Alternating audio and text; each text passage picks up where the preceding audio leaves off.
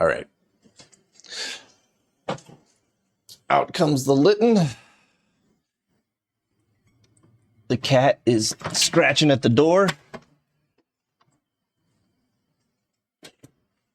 There we go. All right. And because I have limited space, the Litton is completely back together. Hi, kitty. I need a big old screwdriver. I think you'll work. All right. Let's get it back apart to the point where we were last week. What is up, computer lover, lots of numbers? All right.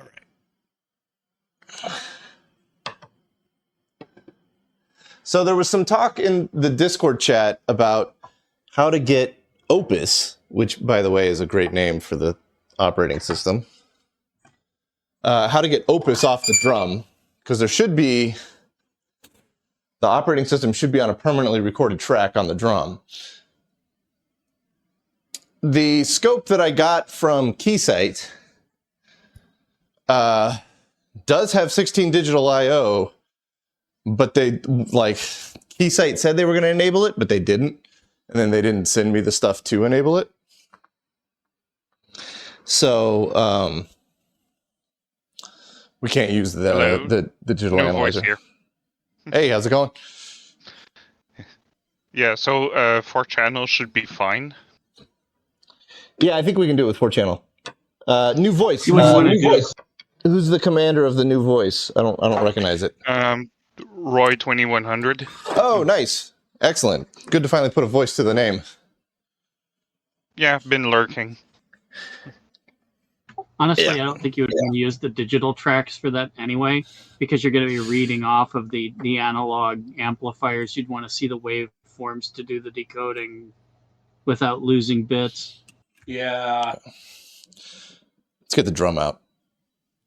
I mean, you probably wouldn't want to read it in parallel anyway. You'd want to just do one track at a time, I would think. Yeah, so we pretty much only care, like, you know, we could do, if there's data on there, we can do one track at a time and get the data from each track off. But the big one is the permanently recorded track. Yeah, I mean, that's the most important.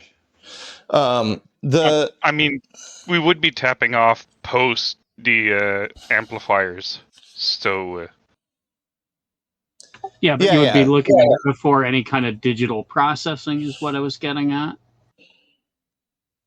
Yeah. I mean, we kind of did similar with the Bendix drum. There we go. Yeah. There we go. Rotating drum for you guys. Well, there wasn't much point in actually imaging it because it's just used as a delay line rather than permanent storage like this does. Well, so... unlike the Bendix, I don't think this one has permanent erase magnets on it, so that it's like, you know, erasing every track of the drum, every rotation. So the previous program that was run could still be on there, except for the fact that when we powered it up, the whole thing seemed to be like pretty inert. So it wouldn't surprise me if there wasn't anything on it. We're going to come back to you a little later. Is it supposed to auto boot? That would be a better question for Roy, I think. There's a couple of people that have done a lot more looking into it. I looked at the manual a little bit. If I remember right, you were supposed to push the boot switch to get it to actually boot. And last time we did do that a few times. Yeah, we followed the procedure, which was halt, ready, run. And it seems to execute like 3 or 4 instructions and then just does nothing. We don't get the run light or the power light, but I think that's because either the bulbs are bad or we got some logic problems up there. And we didn't get the ready light last time. Yeah, but the ready light is right next to the power light. So I think that maybe we have a bad connection. So, like, you know, we should be getting the ready light and we should be getting the power light, but there's a connection that's not going on there. That is just since those bulbs are on the longest, those bulbs are burned out. Yeah, probably. Because I assume that this is still incandescent bulbs and not LEDs. Oh yeah. yeah. Weren't they using incandescents in front panels until like the 80s or something? No, Oh, yeah. not at all. There were LEDs running around in the 70s. They were in the 70s, but I thought most front panels before like the 80s were still incandescent. depended on the machine sales numbers. Like DEC switched to LEDs very early on because they were losing money on the field service calls to go out and change bulbs. And the customer was annoyed at having to change bulbs on their own. So the way they saw it was that the additional cost of the LEDs was offset by not burning a bunch of money on field circus. All right. The maintenance panel on the IBM System 34, which was introduced in '77, was LED, and I'm not sure about the System 32.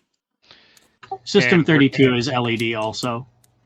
Yeah, We're that was talking 75. 68, 69 for this one, so Yeah, this one is pre-LED, but LEDs started to appear in the bigger volume or sales volume machines in like 72, 73, 74.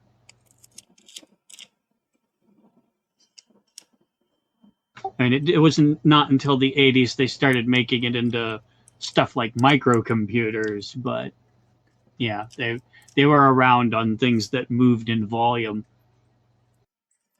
The I don't think this one made volume. oh, they sold a ton of these things, man. Yeah, this one's just too early, but this would have been a prime candidate for putting LEDs in instead of bulbs. Because, you know, with as many of these things that was sold and also the market they were going into, sending somebody out to replace the bulbs inside that panel was probably a big cost for Litton. Yeah. What's funny is At that least there's one thing that makes us sure it's not LEDs. It's white. well, we've seen pictures of it. I mean, we've seen it run, so Yeah. it's very clearly not LEDs. And it's not going to be a white LED. What's funny is Centurion actually put LED on the front panel of their machine, but they didn't need to, because like it's kind of useless. You don't actually toggle anything in on the front panel. But in the era of like the early to mid 70s when they were building that machine, like everything had front panel lights, so that like if it didn't have front panel lights, it wasn't considered a computer, you know? Also, the Italians, although they had their unit was a black faced panel, they mentioned converting it from, I believe it was incandescent to LED. They went to white LEDs. Yeah. Yeah, and an Arduino. I don't know. I mean, there were reasons for that, I guess. Yeah, I feel bad. And I mean, they said the unit was in bad physical shape. I don't know how crashed it was. They show the drum. Shape. They show a There's picture pictures of it. of the drum and the heads. It's kind of hard to looking at the pictures of it. It's kind of hard to make a decision whether it had heavily crashed or if that was just how it looked. Either way, once you dismount heads, getting them back in is going to be a chore. That's just gonna have to be good. And it's on display at the museum. It's probably been handled quite a bit. It's on display at the museum. It's probably been handled quite a bit. It's on display at the museum. It's probably been handled quite a bit. We're getting feedback through Bob. Yeah. We had an infinite loop going on there. That was fun. I am sitting in Got a the ring in there last night. That was fun. Sorry about that. No problem. It happens. What was the main use of this computer? This one in application. particular, or Litton's in general?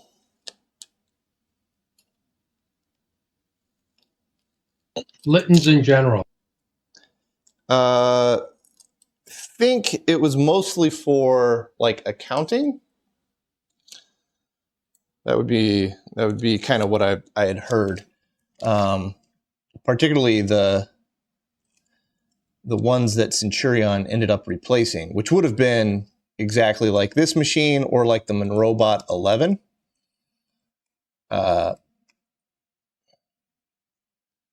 Those would have been accounting mostly, which is why Centurion was very rapid to get a good accounting program going on, of the good general ledger. Now, this particular one, I want to say that Kevin picked it up at an old movie theater that had been out of business forever. It's like this one has a pretty weird history. If you look at the printer, it's very ledger oriented. Yeah, I'm not a bank guy, so I have no idea. That would be a question for Rekka Nordio. They had a purpose to split the printer in half to be able to print on two different types of paper. Some of it loaded through holes, some of it loaded through friction, just to be able to input into multiple pages differently. It's copying checks, it's doing data entry for ledgers, it's accounting. It's a big calculator. Yeah. Closer to calculator or spreadsheet? Ledger. It had a timing chain, so it could try to do like spreadsheet or something. I just know there's an instruction that says what to do and who to call if you drop it inside. Call the field technician. Gotcha. They said they could relay the instructions. They didn't really need to call the guy to get there, but it's like, why do I need to fumble with the small bead chain? Oh, to time up the printer. Right.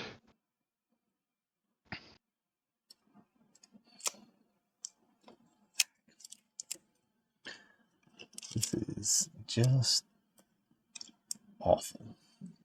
I'm wondering, it was brought up that the reason that this may only boot to a certain point and then kind of wait is that it's waiting for the console and keyboard to respond.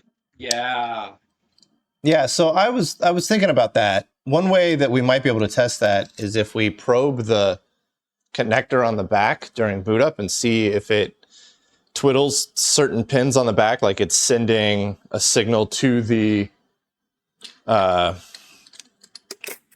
the typewriter to say, like, it prints out like a dot or something that's kind of like a, hey, I'm ready for input type of thing. Each peripheral has like a ready and a enable like switch on it. So like toggle which device is like the active device or something. Yeah, in the manual they talk about how many peripherals they can get on this thing, which is like a colossal number or something. Yeah, but I'm pretty sure nothing ever went beyond like the base setup. Yeah, for like how many of these things they sold and how many of them apparently were around and being serviced and whatnot. Like there's a surprisingly few number of these things surviving.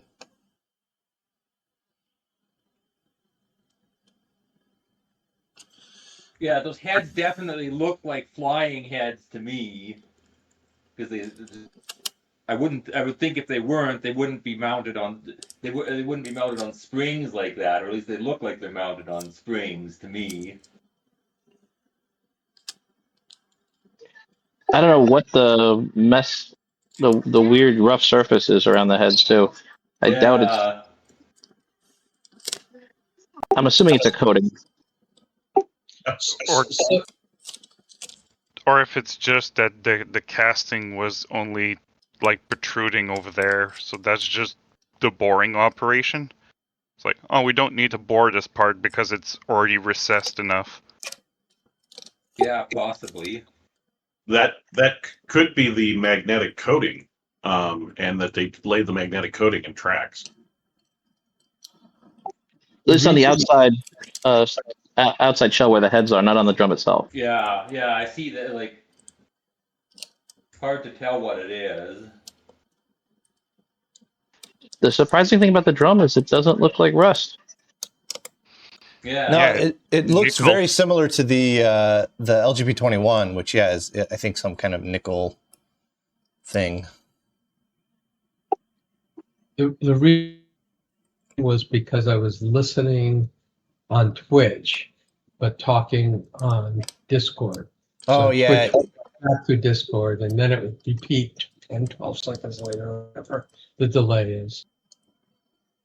Yeah, you got to mute Twitch if you're listening on Discord. We're doing something that I don't think many people on Twitch tend to do, which is have multiple voices on at once, right? I got one more.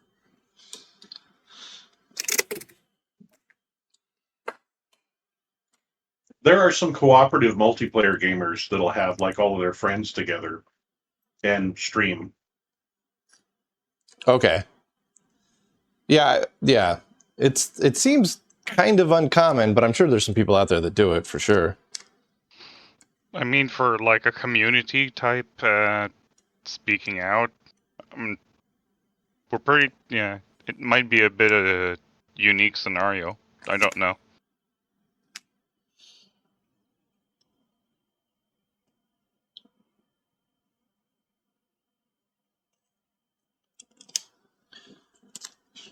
I know that Shelby had all sorts of nightmares trying to sync up my audio and his audio when we did the stream together. Yeah, I'm pretty sure the machine in that thread is the same or very similar. Oh, the one that the Italians had? No, this is on a different site. Oh, if it's the one that's on the Vintage Computer Federation, No, it's posted by Texelec or Kevin. This is on Amibay. Okay. Yeah, there's a link in the chat. Oh, I found another Litton, and there's actually some good information about scheduling instructions between tracks. Amibay is it's a forum, but this dates back to 2015. Okay. It's just another person. I don't know if it's the same machine or a different machine though. What's the username of the dude that posted about it?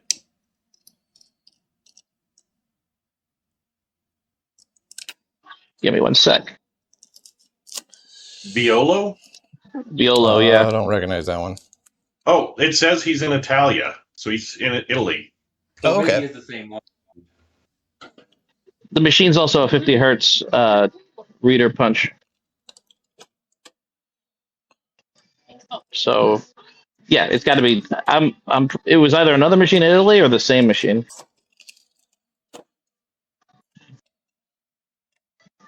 If I was a betting man, I'd say the same one. They look a lot like the images they have on the museum webpage. I wouldn't be impressed if he gave it to the museum and they had to scrap the main unit and he had a secondary unit, which is what? Let's get. I think that's an extra drum. Yeah, like how the heck were they using that? Yeah, there's the card reader, the console, the main unit, and then the tape reader console, the tape reader setup. Yeah, but on the left on the machine, there's another drum unit. That's probably I would guess that it'd be probably accessed as an I/O device, but I'm not sure. Maybe it does maybe it is actually accessed as main memory. Would depend how many cables go to there. Yeah. But if it's an appliance, it has to be on the back bus.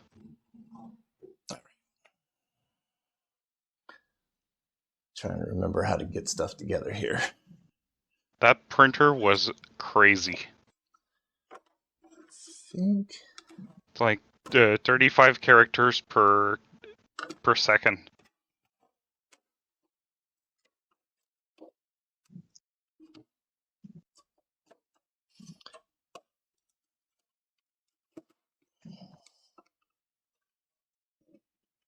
At least it's not as wide as the one of the G15. Oh my gosh, that platen. I'm really kind of glad that Rob's program was like, he didn't intend for it to have to print that wide when he like wrote the program in Intercom. He didn't realize how Intercom was going to print stuff out on the real hardware. And I'm kind of glad that it happened as like that wasn't what we intended type of thing. Do you know how many character wide it was? It's whatever 28 inches comes out to. 28 inches at 10 pitch is 280 characters. There you go. Beats the Litton one. It only has 190.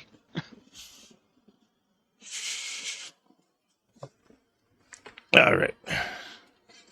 And obviously that's without margins, so if you removed a half inch on each side, then it'd be 270 characters.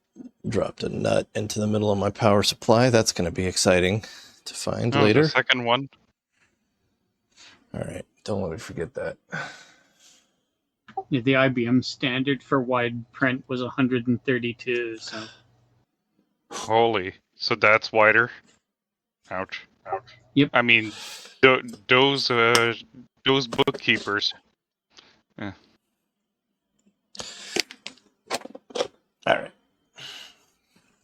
I still think it was being used to prepare like navigation tables or trigonometry tables or something like that they then used a photo process to shrink down.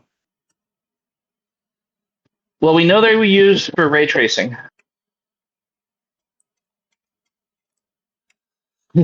As of yesterday. Yeah. As the G15, yeah.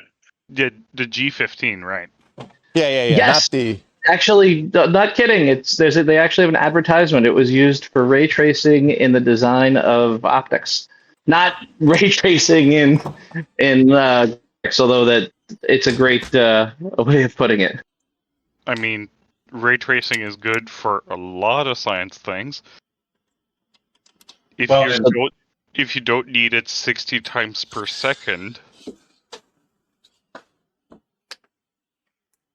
Well, I mean, it's the same math. It's just the amount of it being done at once. Yeah. Exactly what Usagi did with the CERN. It's the same math, just a little bit slower. Yeah. Oh boy.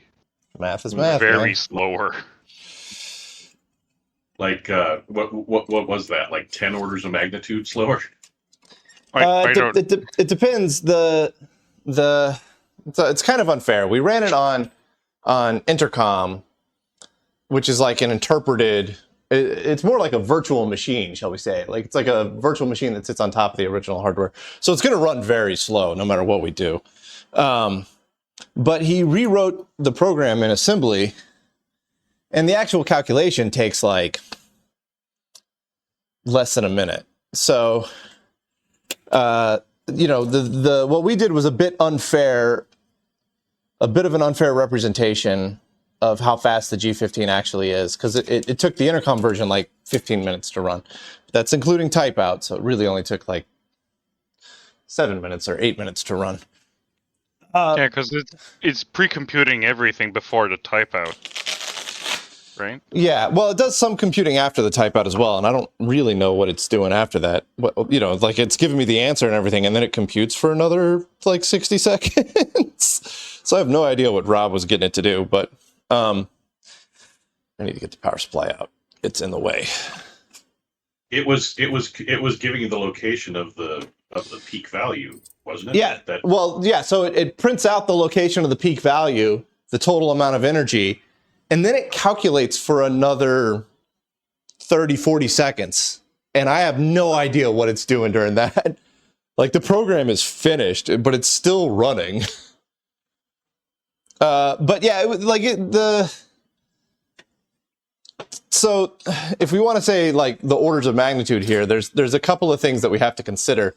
The first is that, like, Lloyd has less than a microsecond, and even on the assembly version, it takes, let's call it a minute, right? Because at the levels that we're dealing with, it doesn't particularly matter. And then the field size that Lloyd is working on is like 1024 by 1024 or something like that. It might be slightly different, but it's over 1,000 by 1,000. And the field that the G15 was working on was 8 by 8. So you have a couple orders of magnitude there as well, right? So if we had done it on a field that was the size that Lloyd is working on, it wouldn't fit in memory. CERN. Well, yeah, it wouldn't fit in memory, and it would take like 3 days to run or something. Yeah. So on the microseconds, that's 6 orders of magnitude per second, and then if you say 100 seconds, then that's 2 more, so that's 8. And then if you look at the difference in the size of the data sets, it's like another 6, so it's like 14 orders of magnitude slower. Yeah, but I don't know how many FPGAs he's distributing his code over, so... And not only is he distributing his code over several FPGAs, he's overflowing them. They can't get the FPGA to move quick enough. Place and route time. They're overclocking. No, they're overflowing it. They're like just flat out, the FPGA is out of memory, out of speed, out of everything. Lloyd is pushing it to the bitter limit. Actually, he's pushing it slightly beyond the limit. Oof, that's loud. He's pushing it slightly beyond the limit, which is why his algorithm is still in consideration. Because they're trying to figure out how they could use it. CERN needs to buy new FPGAs. CERN's probably using the biggest out there. Yeah, they're using essentially the best FPGAs possible. They're like working with AMD. I think it's AMD that has one of the lines of FPGAs. Oh yeah, they bought Xilinx, I think. Yeah. Yeah. Yeah, they got Xilinx and Atmel went to Intel. It's hilarious. Wait, I thought Atmel was originally AMD's thing, right? Not Atmel, I'm sorry, Altera. Altera, yeah. Oh, Altera, okay. Where's that make shift? Yeah, I know, right? He's the one that knows all this.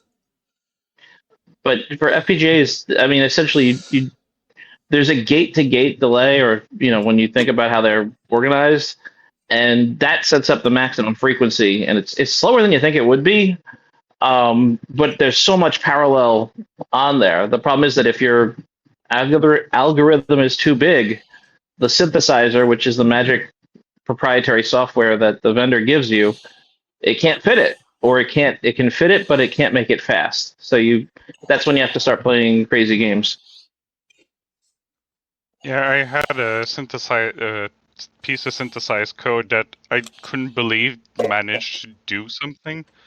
I accidentally didn't define my variable as having to be put on the flash, and it tried to synthesize lorem ipsum as logic. That was nuts, because it did. It took like 90% of the FPGA. And I'm like, why did it do this? But yeah. All right. That's I think we've gotten to a point where the ribbon cables are acceptable enough to push forward. Next step is to find the nut that I dropped into the power supply, so that way we don't spark the power supply as it turns on. We need to. At some point. Go ahead. Sorry, Dave. Oh, you can go ahead. At some point, you probably could do PALs if you ever get interested in there, like the 22V10s and stuff, because I believe that makes the cutoff for the date cutoff.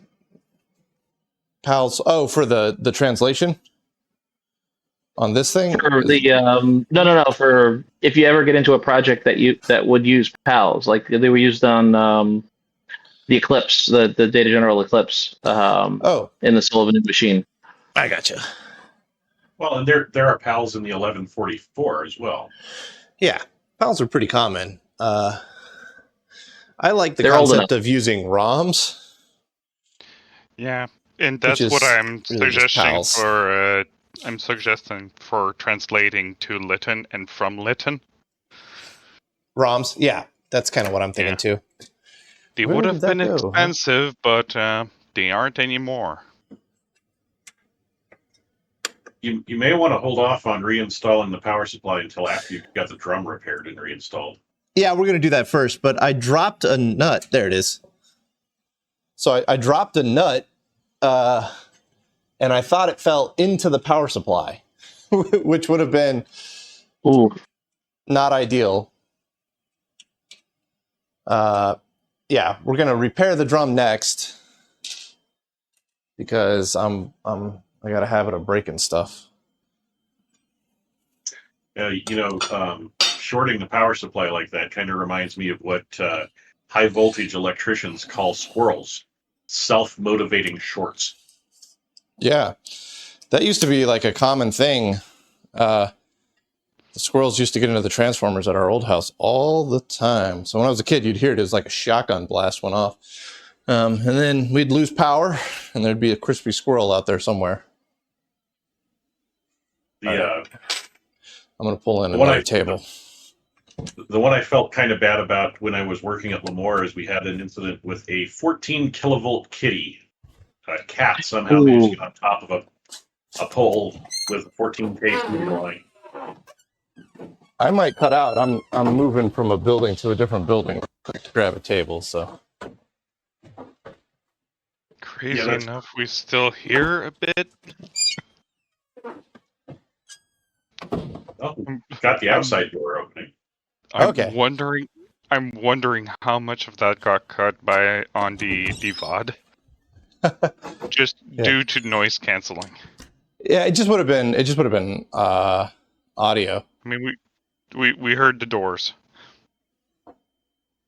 Oh yeah, are we dropping frames on? I see some people saying that we're dropping the video on Twitch is stopping or pausing. It might not be pausing. It might just be me sitting still or not doing something. I mean, when you were outside, obviously the whole room was still. Yeah. All right.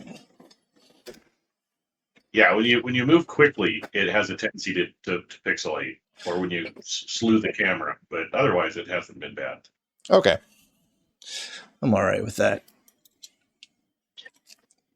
So, in the idea of pushing instead of pulling, is there anyone, being that the Centurion was made to take over from the Litton, is there anybody left or any information on the machine that you could use to decode what this one does?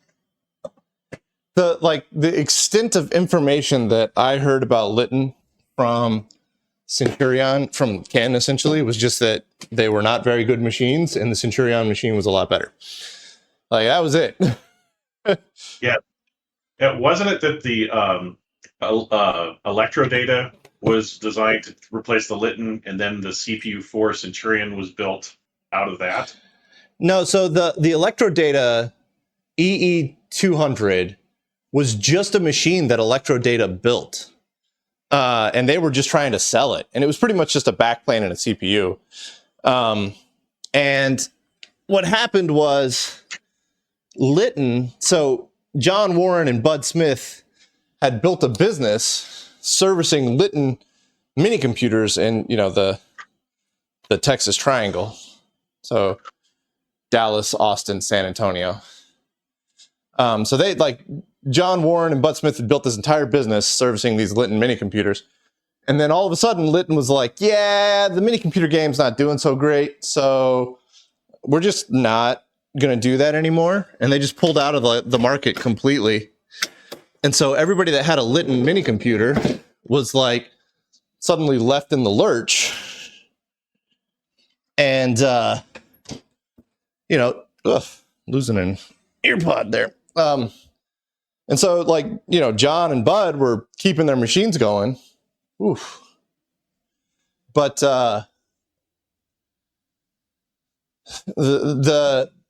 of the companies that have these old Litton machines were like, there's got to be a replacement, right? There's got to be something new coming up.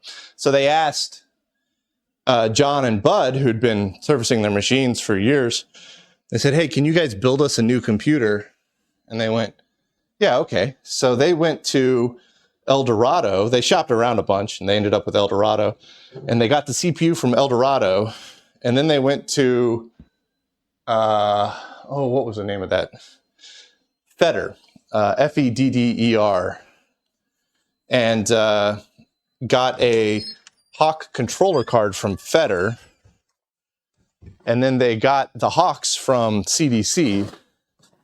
And so initially, the Centurion was almost completely like off the shelf, I guess. There's a lot of air quotes around that, but like off the shelf type components. And then they started building their own boards after that. And they set it up with El Dorado such that if El Dorado ever went out of business, they got to keep the rights to the technology to build the boards. And so El Dorado went out of business, and Centurion got to keep all the rights. And so they started reproducing the boards as the CPU4. They did change it a bit. The El Dorado didn't have DMA, so the El Dorado was just three PCBs, and Centurion added on the fourth PCB to make it a CPU4 that had all the MMIO DMA in it. Hence the CPU4 designation. Yep. All right. That explains why it's a flat flex instead of the backplane. Oh no! Less We're talking redesign. about the Centurion history there. So that doesn't actually have anything to do with the construction of the Litton. Yeah, I know, but I mean the Centurion, the DMA was on a separate flex, wasn't it? No, it was just a fourth card that plugs into a universal backplane. They used a ribbon cable to interconnect DMA between the cards, since the backplane didn't have DMA. Yeah, that's what I was referring. It's like it wasn't something they thought of when they made the original board. They went, we want to add DMA. But we're going to add ribbon cables. Yeah, it wasn't something that they thought of when they made the original backplane. So when they made the DMA card, they had to have a ribbon cable that goes from the DMA card to the Hawk drive, so they could do DMA that way. At least they didn't. And having service it, I'm assuming they knew not to do what Litton did with their backplane ribbons. I mean, it was ingenious. It probably in service in many missiles. Now, the other thing is that means that the migration tools to go from the Litton to the Centurion were probably in the OPSIS from the CPU4 era. So from what I've, again, we're digging into my memory banks here, so I'm trying to pull this off of just like what I remember. They didn't have any migration for the software, so all the software was new. The only thing that they had migration for was customer data. So the new accounting software and whatnot could load in the old Litton accounting software customer data. And so all they did was they had the Centurion was 400 bytes per sector. The Litton is 40-bit words. The math works out. So all they did was they had a paper tape reader at the office at Centurion, and they would just read in, like a customer would bring in all of their customer a customer would bring in their customer's data. And Centurion would just load it up read it all in, write it down to a hawk pack, and then give them back a single hawk pack. So does anybody know what the Litton 1200 series is? Uh, All right, let's get a picture of this and disconnect that completely so I can well, straighten it out. 1200 was a smaller. Wait, Litton 1200. I think 1200 is just the name for the base computer without any peripherals. 1600 is like the combination of the computer and at least I had the I had it the other console and way around. printer. I had it the other way around when I was looking at the user manual. They refer as the computing unit as the 1600, Oh, but the I package thought it was is an EBS, Electronic Business System 1231, which is what I think we have. We might have a different one, but it fits with like the publications in like where do you buy your business computer in like the 1970s. So it's like they compare Litton systems EBS 1231 previous one that was like like $9,000 instead of 20, which was like the price they were asking for this. But I think it included punch tape, printer, and the base unit. So I mean, it's a pretty and 2 programs. It's like We broke, nobody was going to program them. Yeah, we broke all 4 of those off, actually. Oh no. Yeah, it's not just a single one. I was They're, like, looking for crimped on, bullet man. connectors. They're weird. They're pin headers, but they're not soldered. They're crimped. Or they're more like rivets.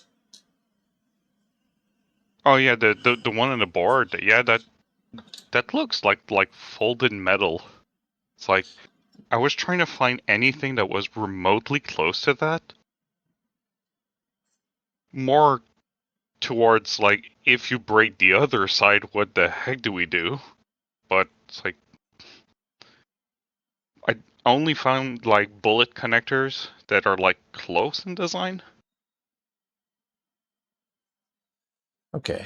Well, we might be able to fix this. Well, I mean, we have to fix this. We might be able to fix it gracefully. We might be able to fix it ungracefully. I don't know yet. Get some of the dust off of this thing, though. Fortunately, it's just that one section right there. So Are they even soldered on the other side? Or yeah, there's solder on the other side. So they connect up. It's really weird, man. Like, I can do it with a pin header if I can get the old thing out. That's going to be the tricky bit.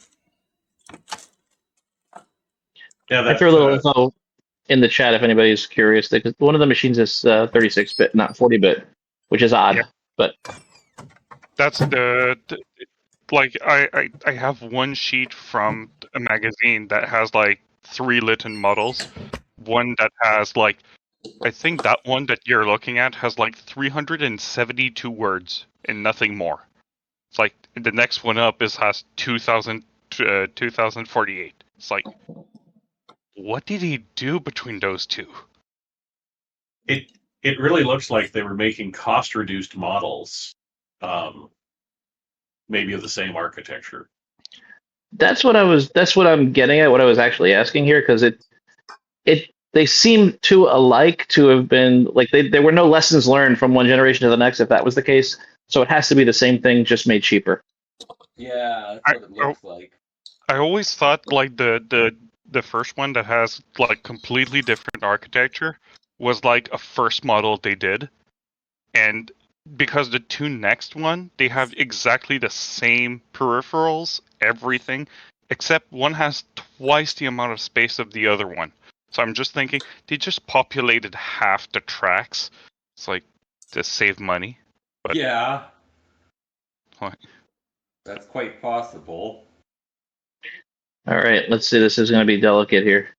But the other one has a different printer, different architecture, different.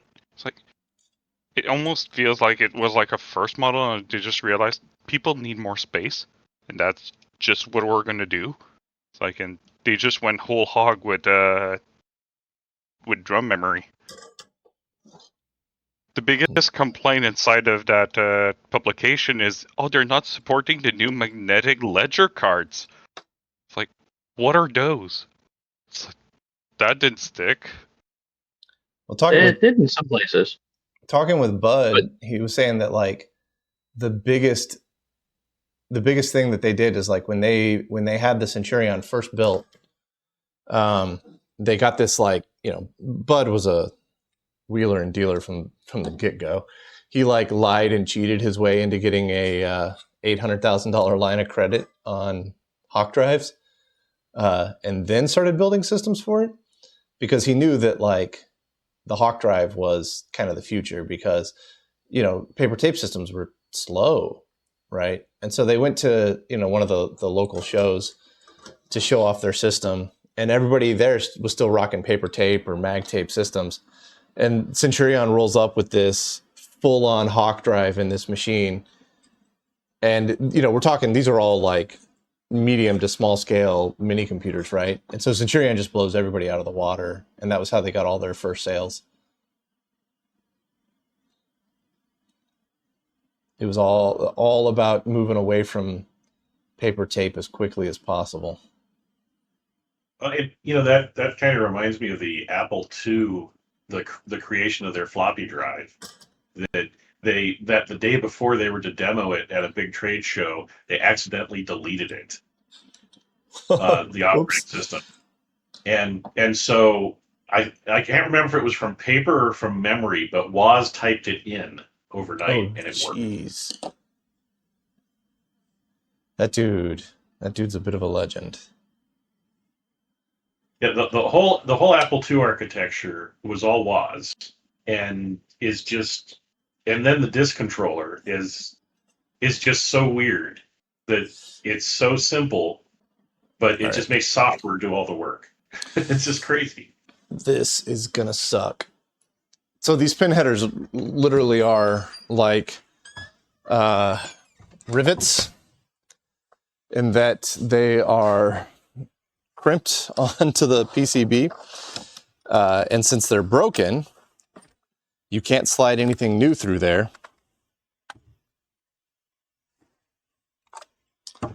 So I'm hoping you guys can still hear me. I'm out here getting power tools. Yeah, I can still hear you. Okay. Because I'm gonna have to do something. Drill it out. That's exactly what I'm doing right now. That's what I'm trying to. I'm getting the drill. See if I can drill these out. All right. Let's start with number 3 here. I'm gonna have to hold it wonky because I don't want to unplug everything else.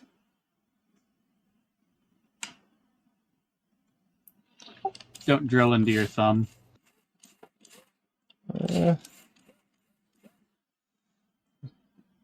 If it saves the PCB, it might be worth it. Slow you down. I may have to pull some more solder off of that one.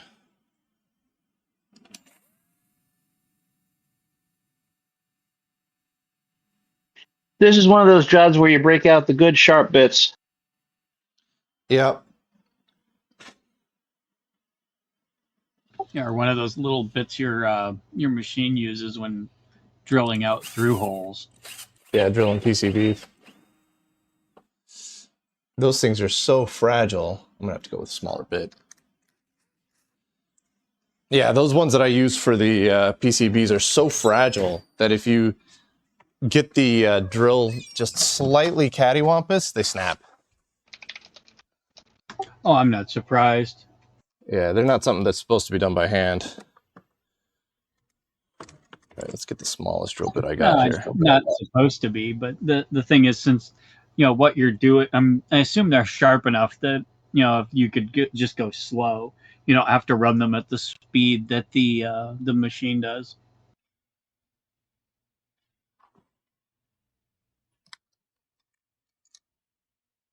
All right, I got two smaller bits here. We'll see if I can get one of these to work a little better.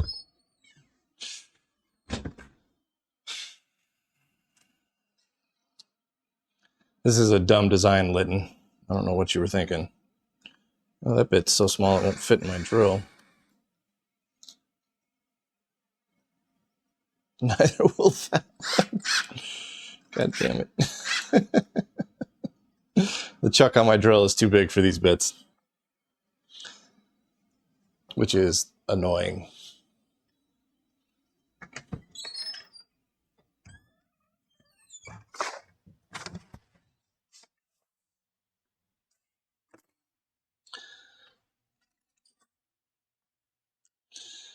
Let's try you. Those are all too small. Oh. Are you using a little red package of tiny drill bits? Red package of what? Tiny drill bits? No, we just got a bunch of random ones that we've acquired over the years. They fit in the drill press, but they don't fit in the hand drill. But this is like a hand drill. It's meant for like, you know, it's like just your cheapo run-of-the-mill Ryobi one. They've sold. You got a Dremel chuck? Nah, we're back to the slightly bigger bit. The flow here. Be careful. Also, I'm making like 0 progress.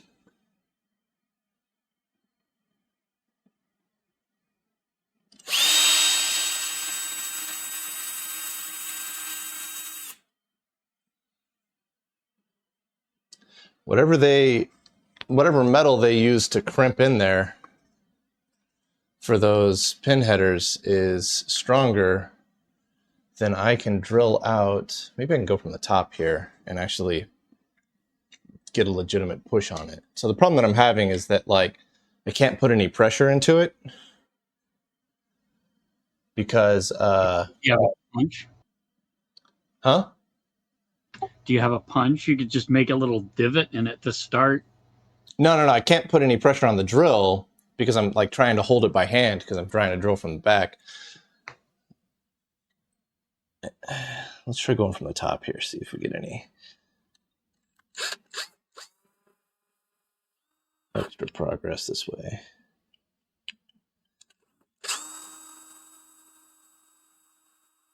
Oh, we got Ken in the chat. Ooh.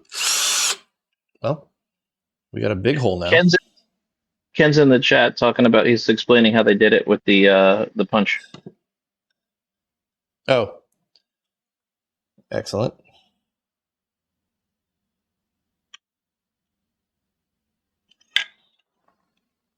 Well, we got bigger holes.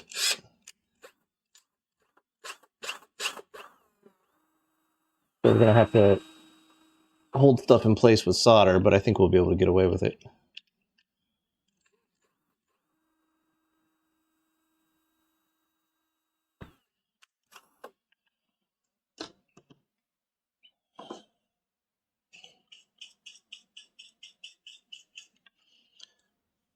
Because there's massive pads on the back. So I'm not really too worried about putting a slightly large hole in this thing.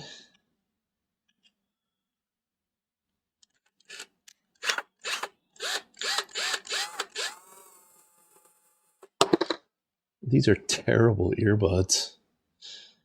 They keep falling out. They sound fine, but they just fall. What are they? I don't know, thin core P30s or something like that. They were cheap. That's why I don't like earbuds. I think I have weird shaped ears or something. I can never get them to stay in. I always have to go for cans or over the ear. Yeah, I thought about going with cans, but it's a lot harder to find cans that are like Bluetooth wireless and have decent battery life. And I didn't particularly want my ears to be totally covered up. I want to be able to kind of hear what's going on around me some. All right. Yeah, no, I don't mean for your use. I just meant in my case. They're just not really an option for me. No, back when I had to use a headset for voice communication, I cheated. I just got one of those little adapters and plugged my airplane headset into the computer. All right, let's try to find. The next step after that is those self DIY molding IEMs. Yeah. I don't know. We have The aviation headset was nice because nothing says I don't care about your opinion than 20 decibels of passive suppression. I've got a wired set of Logitech's, the over-the-ear ones. I'd have to look up the model number. Those are really nice. They make a wireless version of those. They have a mic as well. Yeah, I'm quite happy with the mic that we got going on now. I think it sounds pretty good. The earbuds, yeah, I think I'm probably gonna have to change them out for something else because they do keep falling out of my ears. So I'm like Well, sitting here messing with them all the time. I don't know if they would sponsor it, but I keep hearing about Raycon, on the other YouTube channels. Yeah, I'll never buy anything Raycon ever in my life simply because of how much they sponsored other people. Which is like the opposite of advertising. What do they call that? It Streisand reeks of effect? desperation. Yeah.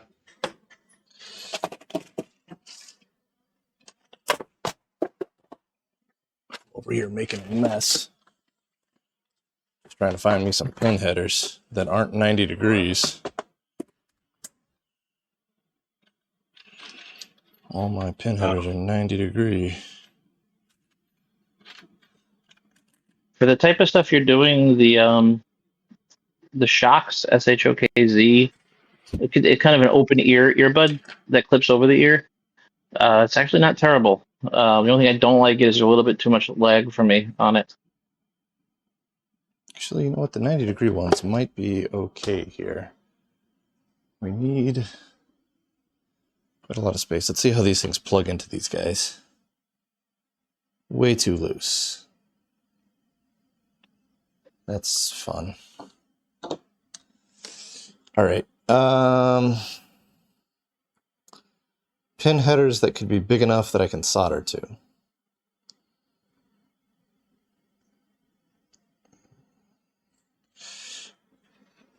All right.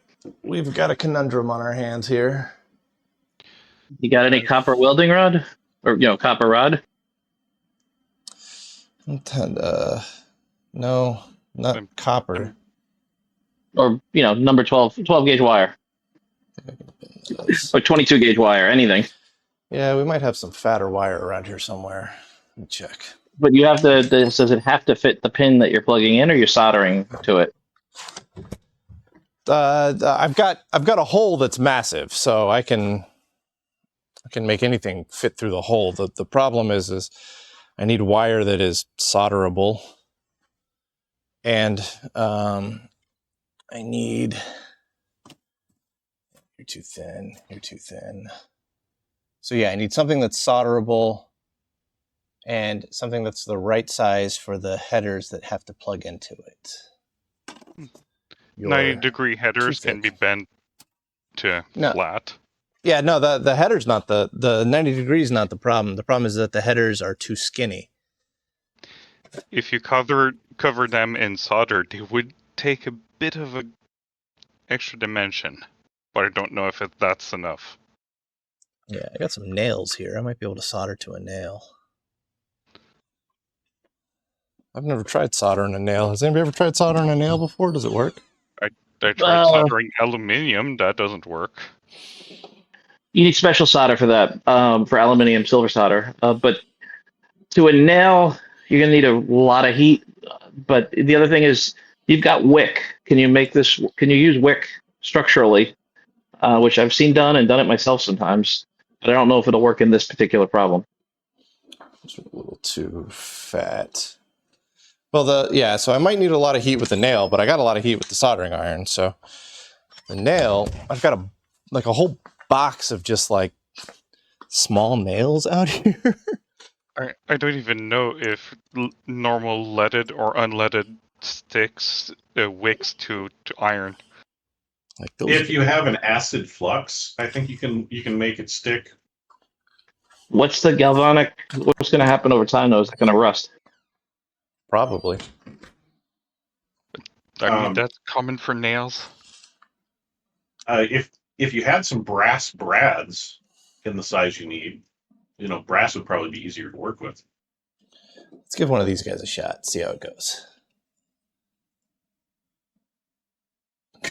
My holes are a little too large. Do you have If you some have sandpaper, or that you can rough up the beat surface me, on the nail? beat me to it. I was going to say Scotch Brite. Yeah, it's not the surface of the nail I'm worried about. It's the head. And it's getting plenty roughed up with this thing here. All right. Well, yeah. We got all sorts of problems going on here. Let's see if we can make this work, though.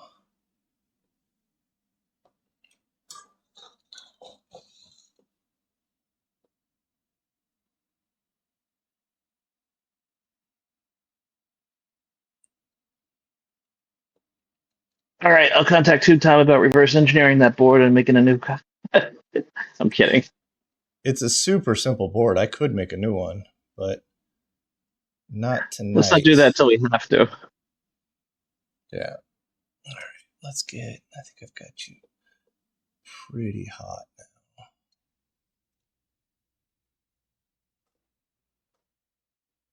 now. Is that what? Nah, never mind.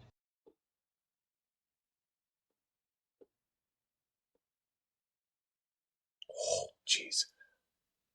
That nail holds heat for so long. I think that's going to work. A lot of thermal mass. I think that'll work. We just got to do that 3 more times. I think that 4th one we're going to try and send. It's still mostly intact. It's like I'm gonna try and beef it up with some solder, but it didn't fully break.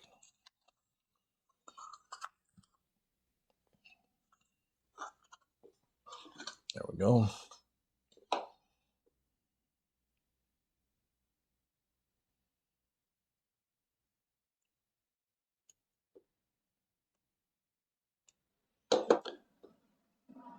All right, let's bring you through. Just gonna hold you in place with the soldering iron here.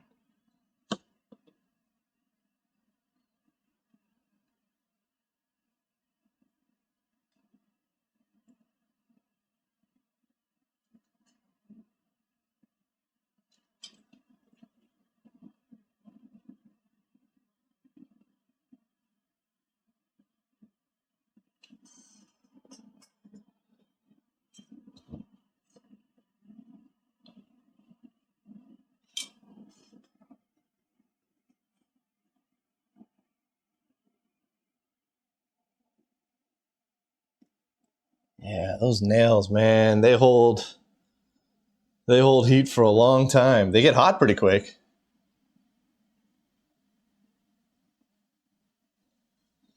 All right, but I think we've got those two feel pretty good. I think we can get the 3rd one done here.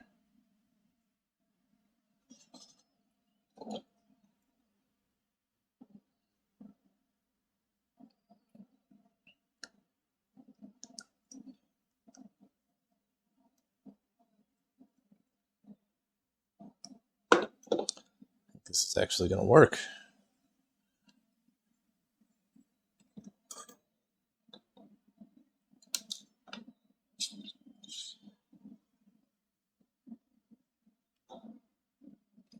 You kind of hold the nail in place. Just flood the area with solder. It was, what's the old saying? The bigger the glob, the better the job.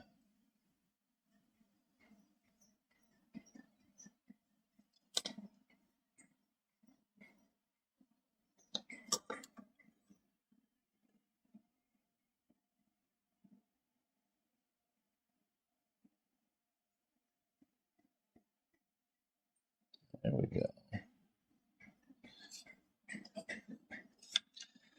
It's not. Yeah,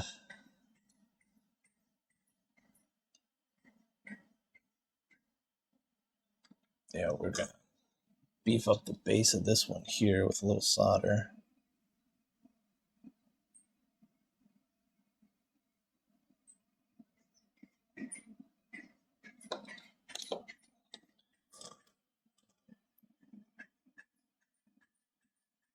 Yeah, there we go. That's not bad. Let me get a picture of that.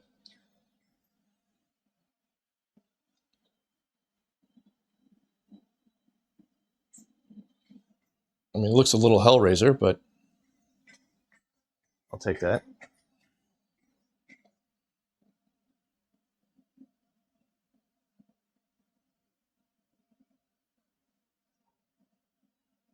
Did I lose y'all, or are you just being quiet? No, you're all right. Yeah, you're Okay. fine. It's just like everybody's super quiet all of a sudden. I'm like, oh great, what of mine? What of my stuff broke?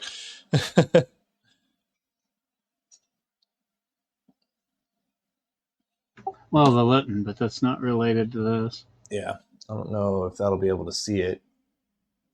I see it. I was actually trying to solder a nail just to see. Yeah, these are like super small nails, so they seem to work. So the pin All headers right. are crimped on both to the PCB on both sides. Yeah, it's real dumb.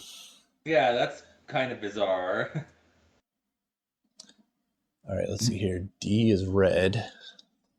They're probably drawn through like a pop rivet.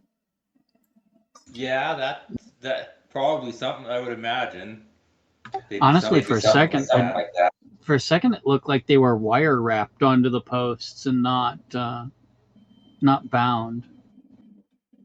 C is green. Let's see At some here. point, I thought they were using like bullet connectors, but like free hanging, and they just decided, screw this, we're gonna put it in a PCB. White is B. It does have that tube computer look to it. Tube chassis look to it.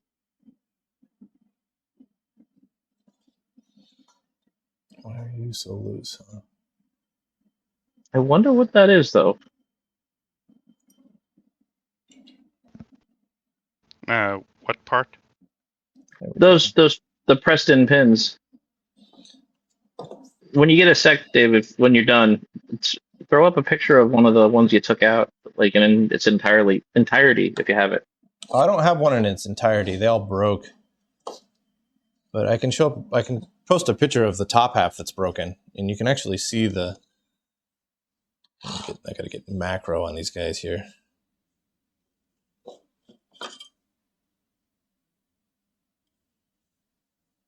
You can actually see the flared base that snapped off.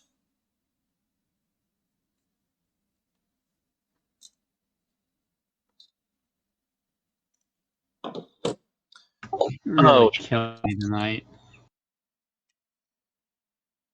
What was that? I missed that.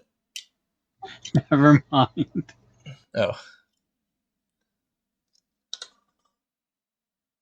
No, you said something that could be construed as a reference to a meme that I shouldn't invoke under these circumstances. So Oh. I complained that you were really killing me tonight. Are you brave enough? Something about flared bases. No, yeah, well, we're going to Twitch, so I have to behave. Yeah. Let's not get demonetized before we ever even actually get monetized. How do these things compare? Let's see.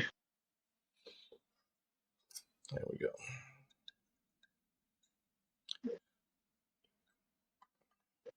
So those are two pieces. Is the inner part separate, like a pop rivet? I don't know. I don't think so. It's hard to tell because they're broken. They look like really old multimeter leads.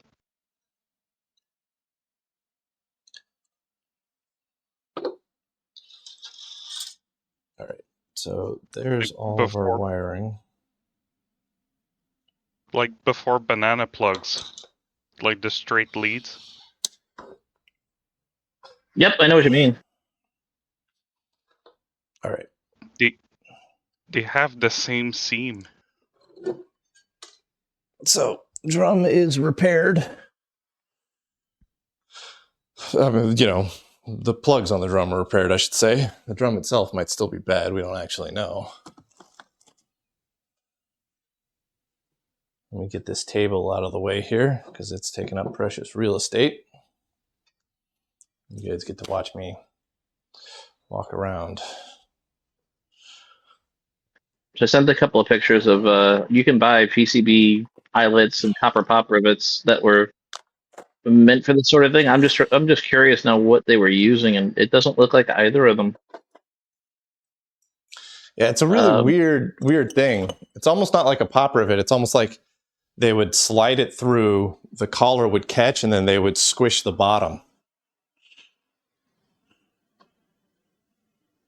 Are they doing like brake flare fitting type things? No, right?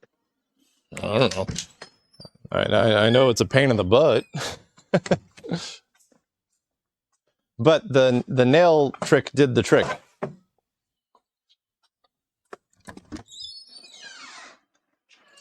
Yeah, I'm just looking toward the future because you might have to do this more Probably. if there's an easier way. But if the nail sounds like it's the solution. It seemed to work fine. We'll see if electrically it works fine. Or I guess more and less electrically. Of course, it's going to work fine electrically. It makes a nice connection. It's the longevity, shall we say? If you want to be, This is analog, so you got to care about the resistance and stuff too. I don't think it's that I mean, it is analog, yes, and you do need to care about resistance on analog, but I don't think this thing is that precisely designed.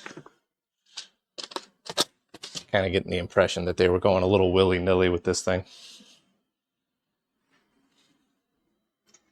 I mean, it is on the magnetic disc analog part. Yeah, but those things, the original parts look steel too. and Maybe they're not nickel plated.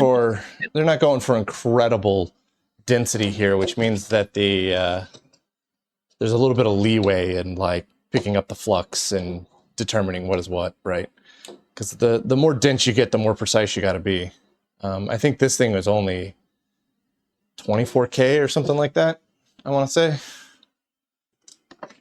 for something that has as much surface area as a floppy disk, or more surface area than a floppy disk, right? Yep.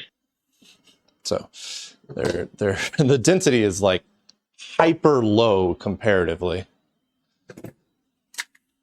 So we're not going to think about signal reflection due to different resistance. That is,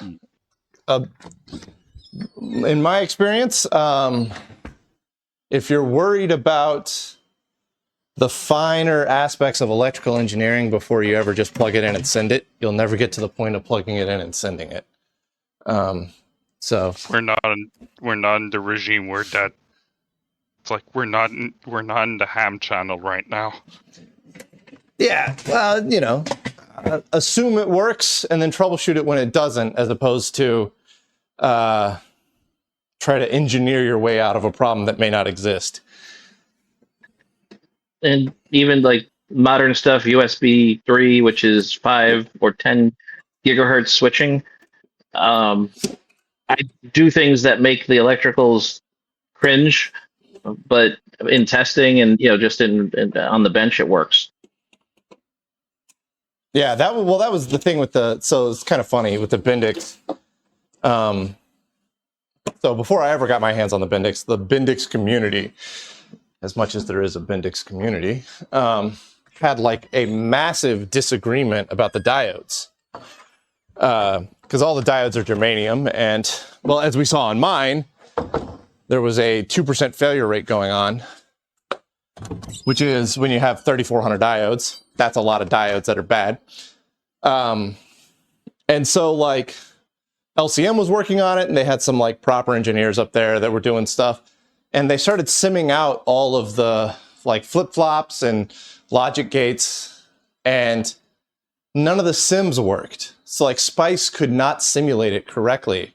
And so they all the engineers came to the conclusion that, oh, it must be because they're using germanium diodes, and there has to be a certain amount of reverse leakage for this circuit to work.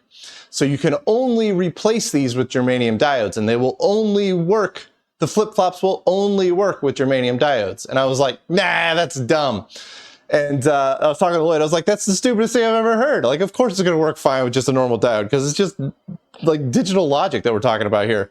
And Lloyd was like, man, nobody can get him to sim. Nobody thinks that a regular diode will work. And I was like, dude, I'm just gonna buy some of these like BAT41 shotkeys, which are like a penny a piece. And we slapped them in, and the thing works perfectly. And he was like, well, I guess that puts that to rest. I was like, yeah, like you guys are trying to engineer and simulate your way out of a problem using tools that didn't exist back in the 50s. Like these guys were just like grabbing diodes and making it work. Pretty much. All right.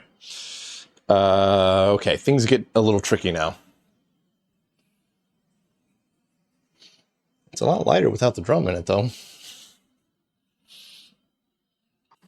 In their defense, you know what the museums tend to be like. Those guys are, they're not allowed to touch it until they've proven 8 ways that they're not going to damage it. And then they can't work on anything that they don't have triplicate of, because you've got to have one for static display, you've got to have the one that you're working on, and then you got to have one for spares. And so they're like, well, we only have 2 Xerox Altos, so we can't work on either of them. And I'm like, man, I'm like working on stuff that I got like 3/4 of, The counterexample to that, though, is the guys with the IBM 1401. I think it's because a lot of those are the original engineers. And they're telling, like Curious Mark, they're telling those guys, just send it. Yeah. Drum, you gotta go back in. And I am certain that I caught a bunch of wires underneath it here. Yep. Oh, we almost lost it all out the other side there. All right, there we go. All right, now let's lock the drum back in place. Also, let me scoot you guys back a bit and then bring the Litton to us. There we go.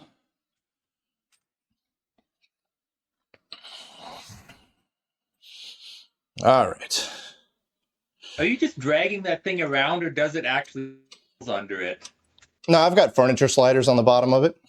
Because I didn't think it looked like wheels, but I wasn't sure because it seems like it moves fairly easily. Yeah, so in here, this is just like industrial carpet, which is very thin. And in my experience, doesn't generate static electricity at all. And it's just on top of like concrete. So if I just put those little like hard plastic furniture sliders underneath things, I can just slide them around on this carpet with ease. Even the Bowmem, that big guy, I've got furniture sliders underneath it and I can move it around. But and that thing weighs like 400 pounds. It's crazy heavy. Is Twitch really lagging for anybody else, or is that just on my end? Oh, it's lagging, and at some point it even just went full error on me. And was like, yeah, same did we here. just drop? Did we drop stream? And it's like, I'm just gonna refresh this before. Yeah, I got an error saying that Twitch itself had issues, so oh great, it may be a combination of Twitch having issues and our issues on top of that. Now it seems like it's okay for me for the moment. Well, it's going to work great now. I just donated some blood to the project, so. Well, we knew that was coming eventually. Yep. Yeah, that's inevitable. No, what I was expecting was you were gonna pop your back. The first stream, did you see how far over you bent when I said don't hurt your back? Oh, yeah, I've got really bad posture, so it looks like I'm like messing my back up, but it's just, that's just how it is. My back is just always messed up. It's like that. It's the meme where, he's like, you want to know where the Hulk is like, you want to know my secret, Cap? I'm always angry. I'm like, you want to know my secret? My back always hurts. It never doesn't hurt. So it's just like, that's the standard. Yep. It doesn't help that I'm 6'6", 6'5", something like that. It's like everything is so low that I got to bend over to get to anything. All right, now I got to figure out what plugs into what. Well, I bet you were walking into everything in Japan. Oh yeah, so in centimeters, I'm 195 or 196 centimeters. The doorways in my apartment stopped at 180 centimeters. Oh, that sucks. Yeah. I made the whole apartment shake more than a couple of times. Yeah, you know how you can tell old submariners? Because they walk sideways in hallways and they duck under doors no matter how short or tall the door is. Yep. All right. So we've got, oh man, what a terrible design. All right, when I was in Groton, I went on a tour of the USS Nautilus, and the sheer compactness of everything on the first nuclear submarine is just amazing. Yeah, and that's one where that was considered luxurious. They had lots of room. Oh yeah, compared to the diesel electric boats. Yeah, compared to a diesel boat. Yeah. No, now it's being stupid again. I was. Is Twitch messing up on us again? Yeah. Now it seems to have recovered. Yeah, it comes and goes. You just have to be patient with it. All right, so this is 8D. And we're going to put... But I still remember from the tour, they talked about the first Arctic cruise, and they were so worried about the crew being underwater for that long that they sent along a psychiatrist. And when they got back to port, the only person who was all stressed out was the psychiatrist. Yeah, sounds about right. Sounds about right, yeah. Well, submariners are a group of people that if there's anything that bothers you, they will pick on you about it for weeks at a time. So all that kind of gets burned out of you by the time you get back to port. Yep. Yeah, one of our customers was a former diesel boat sailor, and he had all kinds of great stories. I think the favorite one that the brother told me is that he was on the Ohio, and they have a tradition when they cross the Arctic Circle. It's called Blue Nose.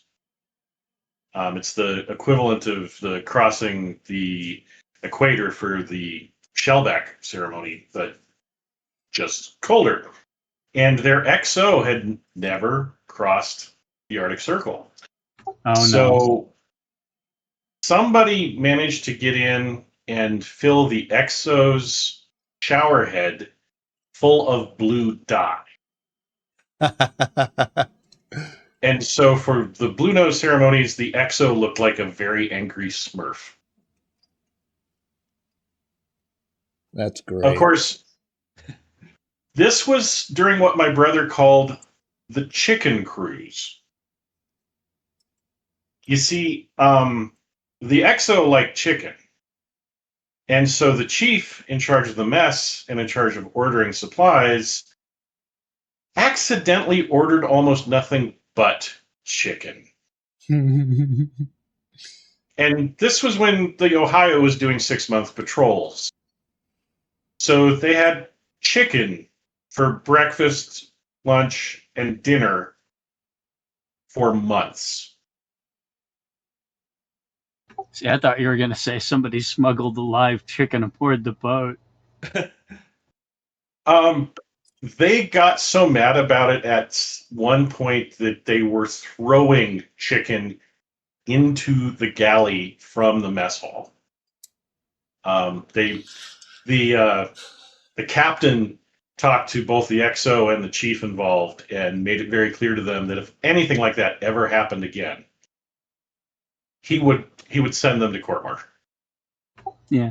Have you heard the story of the goat aboard Archerfish? About the real goat in the goat locker? Yeah.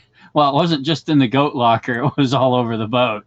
My favorite part was, I guess, I don't think I could imitate his voice to do it justice, but the customer I mentioned earlier was friends with a guy who was aboard Archerfish for that incident. And basically what happened is a group of sailors had gone out and enjoyed themselves thoroughly ashore and found a farmer selling a goat and a chicken. And they brought them back to the boat and they told the shore police that it was that they were shipmates and they would not be part of it. Anyway, they got this thing aboard and they put it in the after battery room where there was a charge ongoing. And the mechanic or machinist's mate wandered forward. And the XO came aft and saw the machinist's mate in the mess. And he said, well, who has the charge? And the man says, the goat has the charge. And the XO just assumed this was somebody's nickname or something and went on aft and then comes back about 10 minutes later shouting, there's a goat in the room. What the heck? And he said, I told you the goat has the charge. And he decided he should leave then before things managed to get worse. Okay, I just published a link in Twitch chat that's probably the style of pin we're looking at.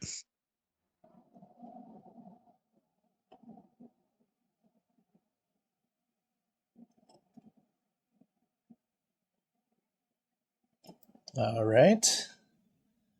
That's almost, that's the right half of this board. Now we get to figure out the left half. And I guess, is it? Why are you, I got something wrong here. We gotta skip.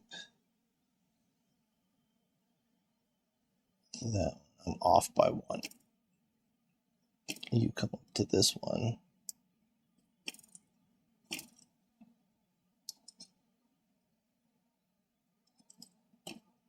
I'm glad I took pictures because this is not marked at all. Okay. This is a little better because they mark these 1, 2, 3, 4, 5, 6.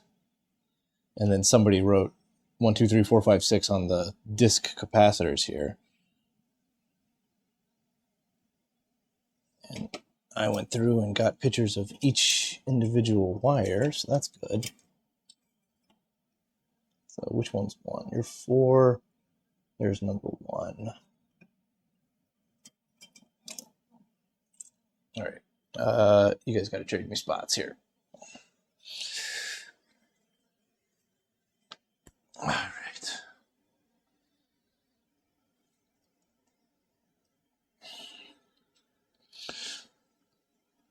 So the next question is that after we get this thing back together, then what? Like, what's our game plan here? I thought we were probing out the I/O connector. Okay, do we have the pinout for that then? I thought we had it last time. Hang on. Who's the Scrum Master? So what's a scrub master? Scrum Master. He's off Scrum himself. Somebody, probably anybody software in the chat probably just cringed. It's how they schedule work on the engineering these days. Oh, I think I saw them make fun of that in Silicon Valley.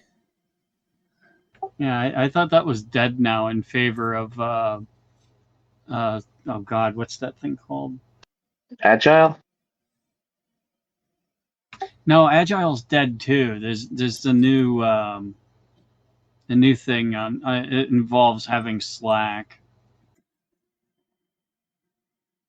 Oh God. Some Slack plugin or something. I thought Slack was dead too.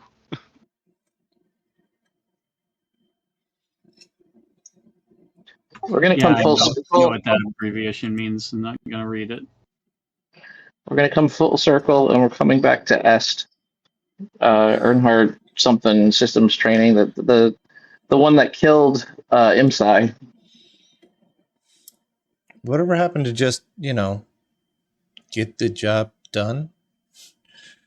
Like, why do we got to have all these acronyms to tell us how to get the job done? Because getting the job done doesn't empower middle management. Yeah, pretty much. Right, I can see that. In some ways, in some places, like when you have boards coming in, from the board house, and you want to have software ready, that's you throw everything up with post-its essentially on like a schedule on the wall. And some of the idea here, the stuff that makes sense, is basically an electronic version of that. But then they got stupid with it, and they have things like you have to play poker with physical cards to try to have a team estimate how much work it'll take. It's really, really, really stupid in some ways. Our team has used agile methodologies for close to 20 years, and it works very well. We've got a very complicated system. If it's not implemented right, it can put a lot of extra stuff on a team. If it's implemented correctly, it really helps guide the project along and keep things moving. Yeah, as compared to Waterfall, where, as one of the software guys, we're the ones usually getting crushed at the bottom of the waterfall. Yeah. That's what our team does. We're all doing software development, and it's I would never want to go back to Waterfall. That's like from the mainframe days. So Agile became such a thing that the Department of Defense has published an unclassified document available to everyone that is literally titled "Detecting Agile Bravo Sierra." I'm going to use that one. It took me a minute. Well, I can link it. Yes, send the link. We're using Agile as well. I think who was that, Bob? But it's tailored. We're using the good parts. The last company I worked for before this one was trying to do pure Agile and made everyone take the training, and it's death by meetings. We're not doing that. We have one meeting a week for doing retrospective and planning. It takes a couple hours, and the rest of the time is work. And we use Lean Kit as our Agile board, although I think we'll be moving to U-Track in the next few months. So how much of that was just y'all looking at the back of my head? I just realized now I was probably leaning right in front of the camera. I'm still looking at those pictures. All right, so I think I've got all the heads hooked back up correctly. The drum is in, it's locked down.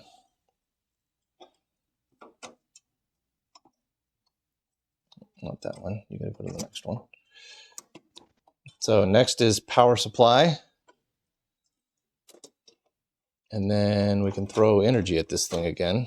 Oh, we should take the top apart and see what the bulbs are looking like on the back of that. All right, so after I get the power supply in, we'll rip the top apart.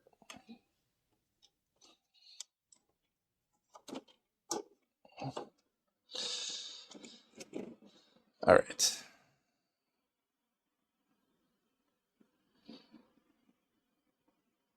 Yeah. And the power supply we know is in pretty good nick because we we sent it before. Also, if somebody has the manual handy, there are some test points on the front of the power supply, but I don't know what they are or how to use them. If anybody has any information on those, that would be awesome.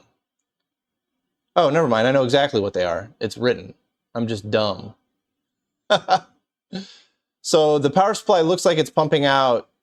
Somebody can backstop check me on this, but the points on the front that I have here are ground, plus 13, minus 24, plus 18, and plus 35. So I suppose the next time we turn it on, that's the first thing that we should check.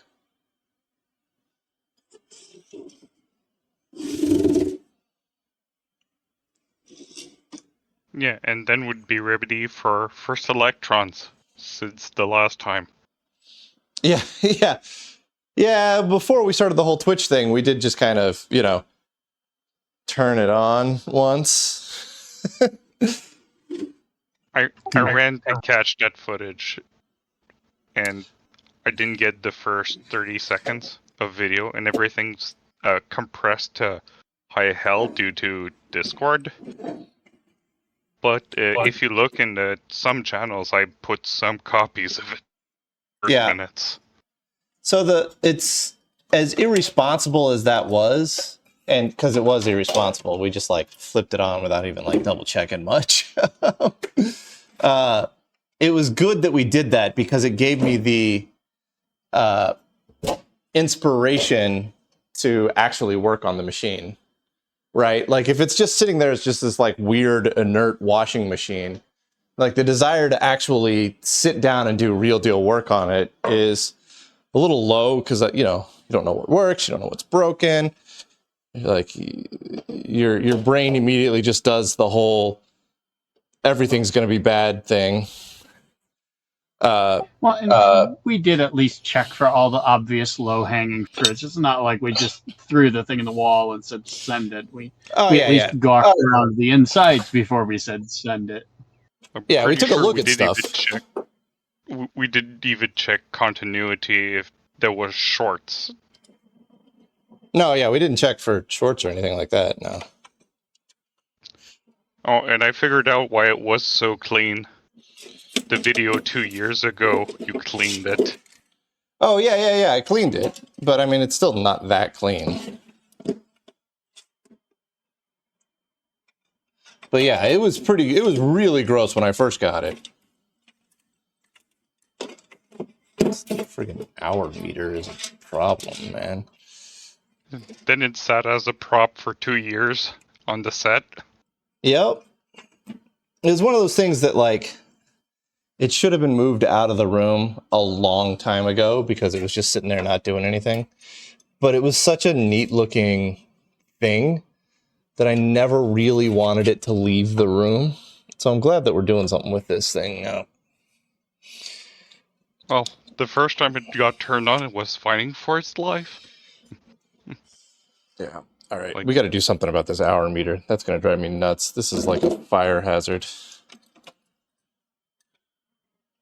What we're going to do with this hour meter is we're just going to remove it for now, and then we're going to reinstall it later. We could zip tie it through those 3 extra holes in the back there.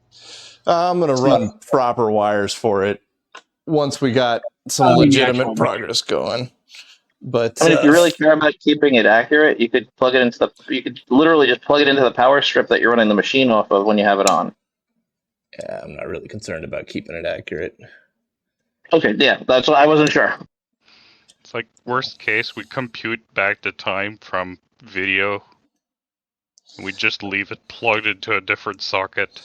I mean, it's clearly not original, right? Like Litton would never use wire nuts with like crappy electrical tape and what is very clearly an extension cord that they just hacked up.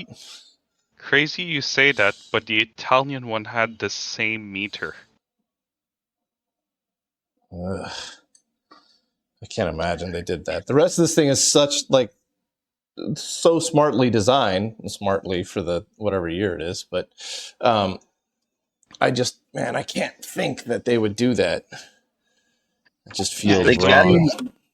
It screams of something demanded at the last minute by sales, because how are we going to bill if we don't know the runtime or some crap like that? Like Xerox. They were leasing them. Accounts. If sales didn't work and they were leasing the boxes, or somebody was leasing the boxes, that makes sense that they had the hour meter in there. If somebody else was leasing, that would explain why it's aftermarket. Yeah. And they might have recommended the particular meter and the bracketry, but the wiring is going to be up to the whoever's got their hands in the box, you know?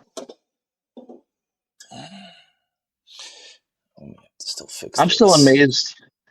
They had 50 and 60 hertz machines, and they had to deal with all that stuff.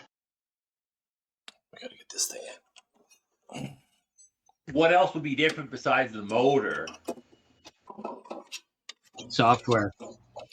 It's also The motor. Would the software actually be different, though? Is there anything that actually cares about on that?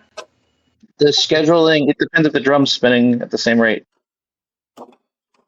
I would think it would just, wouldn't they just just have it run slower on 50 hertz? That's what I would have thought. I wouldn't have thought that the software, because wouldn't that only matter if it's like, has to generate timing relative to real time? I wouldn't think there'd be anything on this kind of machine that would need that.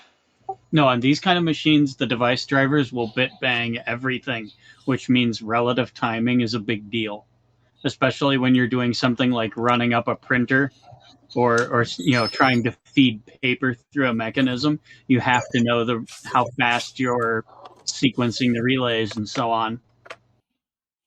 Actually, that's a question. Dave, you saw the 1 inch, the Bendix in Japan. Was that modified, or did they just send them a regular machine?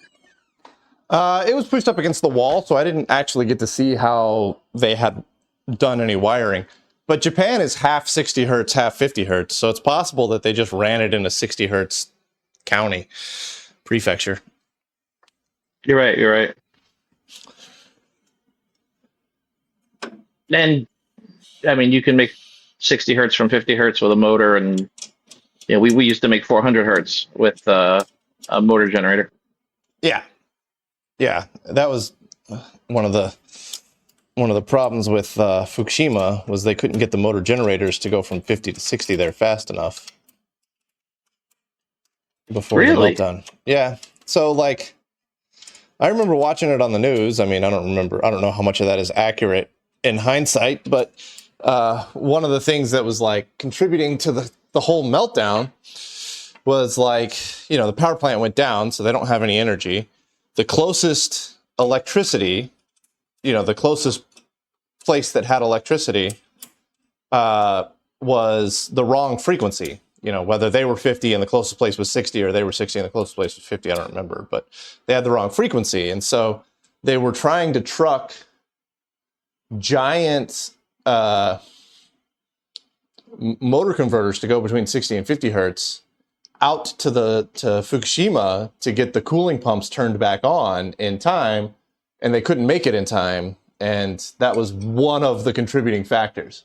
So if they had been able to truck those converters out fast enough, the whole place may not have melted down. Or if they'd have put the generators on the roof instead of the basement, the whole place may not have melted down. And there's a thousand, if they had done this, that wouldn't have happened. Turns out not enough backups. They didn't plan for.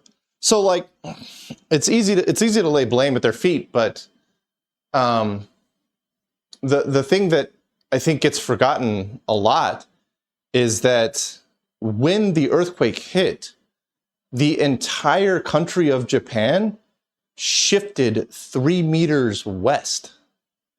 The whole country moved 3 meters. And when that happened, it created a shelf underwater off the shore that was massive, like a 15 or 20 meter shelf, underwater shelf. And so as the tsunami came in, it hit that shelf and it acted like a force multiplier that changed the height of the tsunami from, like 3 meters to like 15 meters or something like that, right? And so everything had been designed based around this concept of the biggest tsunami that could hit us based on the geography that we're in is this large. And nobody had predicted that if an earthquake was big enough, it would move the country over and create a shelf underwater. And so like none of the planning was for a 35 to 40 foot tall wall of water. It was all for like 10 to 15 foot tall walls of water. And it would have been totally fine if that was the case. Yeah. It's the Swiss, like somebody said in the Twitch chat, it's the Swiss cheese model, but you never know where those holes are. Yeah. It's like, it's just blind bad luck. If they had a 60 hertz station that survived, they would have had power. They only had a 51. Great. It's like, what do we do now? Well, we truck in a unit. They might have had already units there. They might have been flooded. It's like, yeah, and one of the like wild things that I've never heard of, and like we're fully in tangent territory now, but if you're curious about weird things that earthquakes can do, one of the things that happened in Japan was called liquefaction, and that's where the earthquake shakes at a frequency that resonates with the concrete, and so the concrete turns into liquid. And so that happened in Japan to a lot of the roads, was that they all just turned into liquid, which means that once the shaking stopped and they re-solidified, they were no longer roads. yeah, landslides for infrastructure. But yeah, pretty much, right? It was just like this undulating mess that was just completely impassable. So it was like the whole situation, that whole March 11th situation was just like worst case scenario packed on top of worst case scenario packed on top of worst case scenario. And it was just like, it's the Apollo 13 thing where like, the dude's sitting at the console and he's like, I'm showing, triple failure here. That can't happen. Right. They're like, well, no, that is actually happening. Yeah, it was a quadruple failure. Oh, quadruple failure. That's what it was. Yeah, because they lost the batteries and all three. Well, they lost the battery. The battery relay the battery relay box and all three fuel cells. I don't know how to get to the light bulbs on this thing.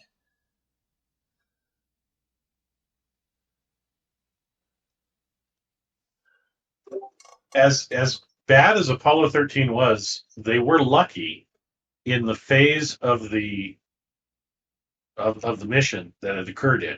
Because if it had happened after the landing, they'd have been dead. SCE to aux was 12. Now, the guy that said that in the movie is Ron Howard's brother, Clint, who was also in, if you like 80s movies, The Wraith. And if you like cars. Yeah, that was that Dodge concept. That was like a really cool looking concept. Turbo Interceptor. It was a cool car. It was a turbo 4-cylinder, something crazy. Let me get I'm trying to figure out how to get this thing out. Like, surely this must be serviceable so you can get to the lights in some way, but I can't figure out how. Did those Italians do a video when they disassembled theirs to put in the Arduino? Not that I saw. We only saw the output, the Arduino running. think Also, I what's can this? get these Is that a four an off right open- here. Is that an open detector sticking out the back of it, or is that a switch you were meant to operate from outside? Oh, here? No, that's an open detector. They apparently did not want you running it with the back open. Weird. I guess, yeah. I mean, like, I can't really Can you see pull it out? why. Yeah, I could bypass the open detector. I mean, it's. No. Is it one of those service switches that pulls out to another on position, like washing machines have? Oh, I didn't know washing machines had that. Some of them do. Nope. Yeah. It's just push it or not. Okay. Nah, I was hoping that it was where you could one of the ones where you could pull it and it's a lamp test or something like that. Oh, that would be cool. Yeah, that's what I was hoping for. There are 4 wires going to it, which seems excessive for an intrusion detection switch. Yeah. There's actually more than 4. There's 5 wires going to it. Yeah, that's why I was thinking maybe it had some other state other than open or closed. Because none of those look thick enough that it's going to be switching the 120. Yeah, I don't know. It goes into the bundle here and then disappears off to who knows where, right?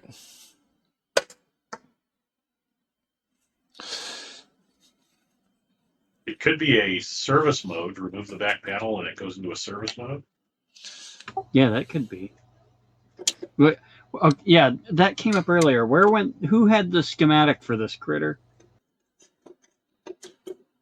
No, we want that one to stay in. There's like a manual on bit savers that has some information.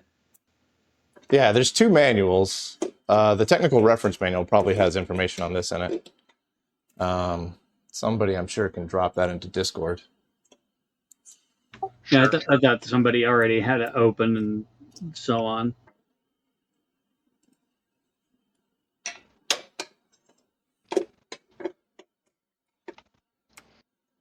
It's really hard to manage. It's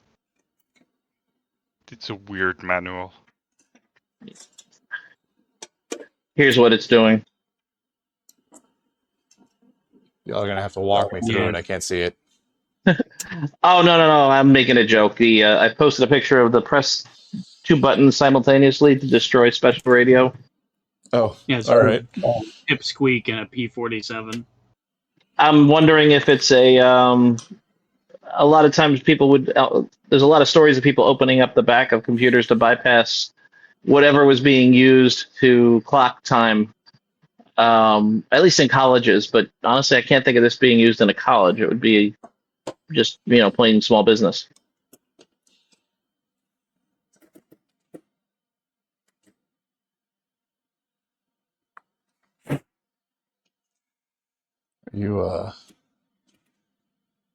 All right. I gotta get some Allen wrenches to pull the button off the front. This is not very serviceable, if I'm being honest.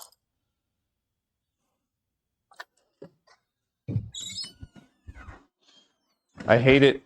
I will say that this is, well, I don't want to make that call just yet, but I was going to say it was better than Data General with the Nova, but it still has a chance to be just as bad as Data General with the Nova. We need we got Ken Romaine on the Centurion. We got Lloyd on the Bendix. We need one of those people for the Litton. Yeah, we got Mike for the Bowmem. Yeah, we've got a specialist for just about everything. And if none of them are available, we have to get Forgotten Machines in. Good luck trying to get some of AJ's clock cycles, man. That guy's busier than I am.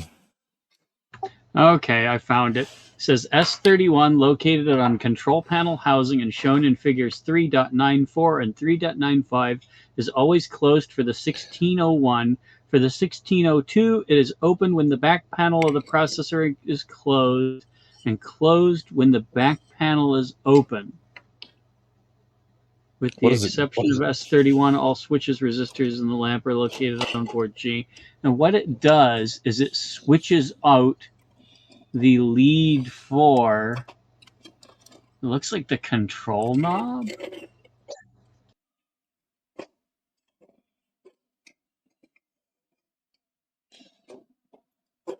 Oh my gosh, this is a atrocious design. Holy crap.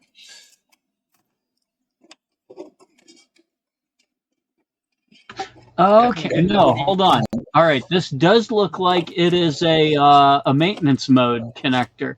There's a whole bunch of extra switches that say reset F1 through F8, and then set F1, set F2, etc., that are only enabled when S31 is closed.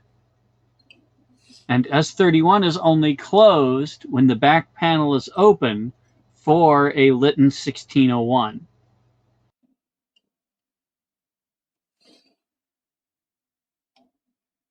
Oh my gosh, they did do the... What page are you on? This is on page 255. Hang on, I need to find the other diagram. If those light bulbs are burned out, we ain't fixing them today, that's for dang sure.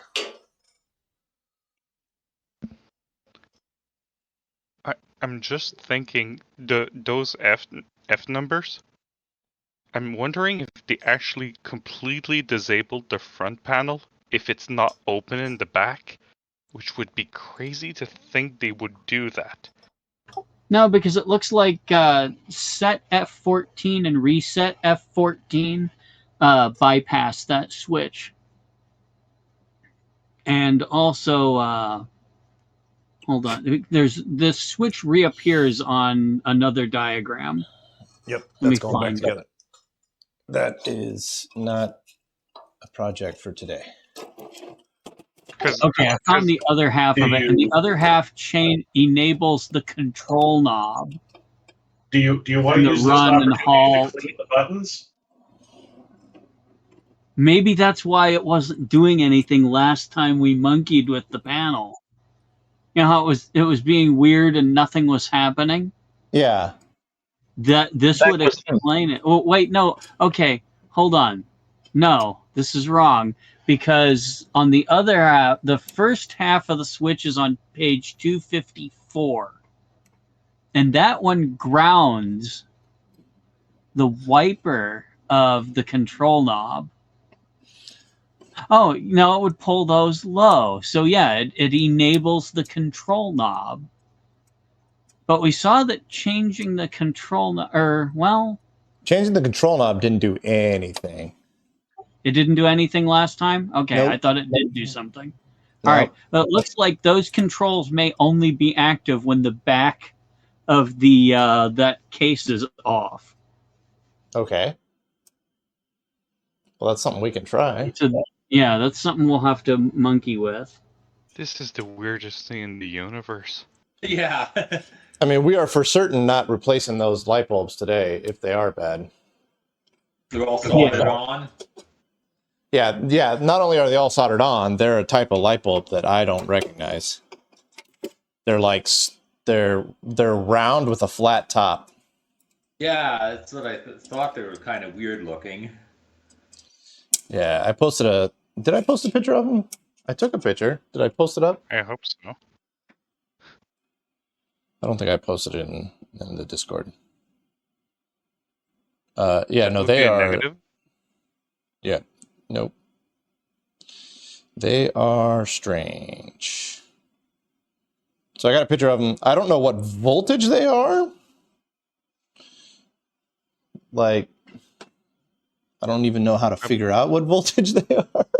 I mean, there's an easy way to figure it out, but We'll turn it on and probe it, except that, well, Yeah. I can't really probe it from where I'm at. It's all blocked off.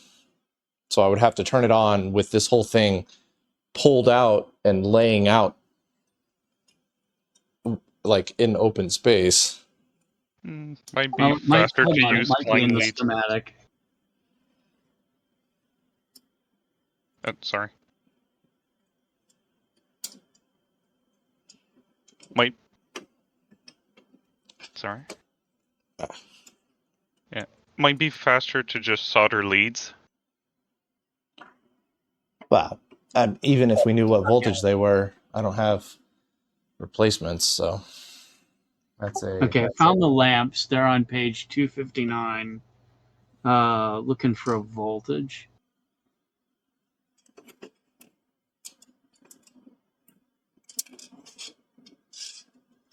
Yeah, I was suggesting the same Looks like thing as Woolly 18 Mammoth. volts.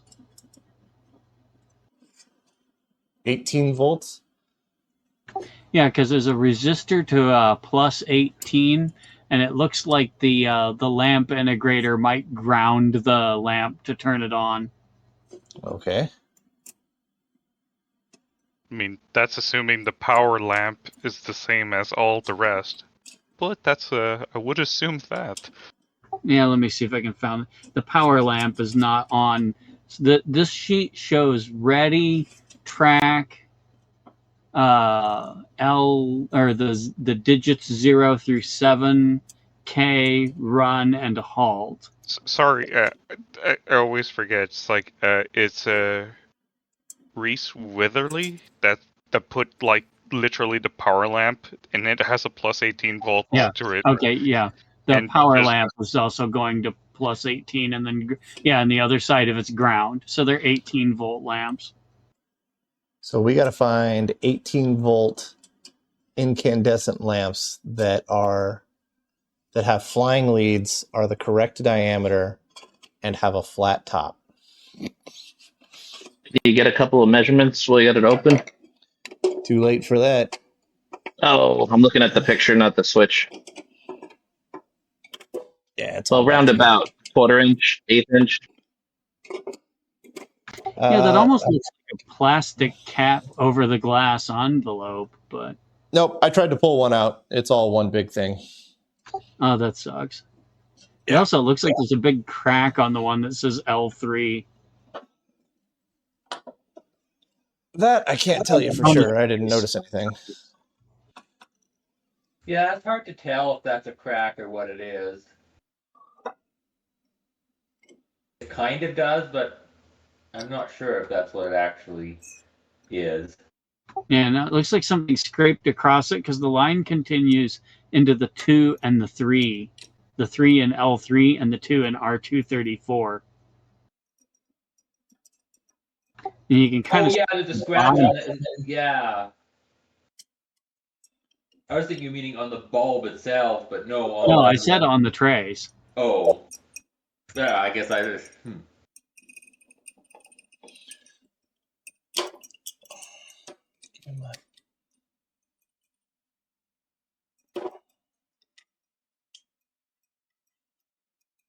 Now I have no idea. I'm pretty sure I got it right, but I might have the alignment of that wrong. It's not keyed. No, No, of course not. because that would be smart. All right, so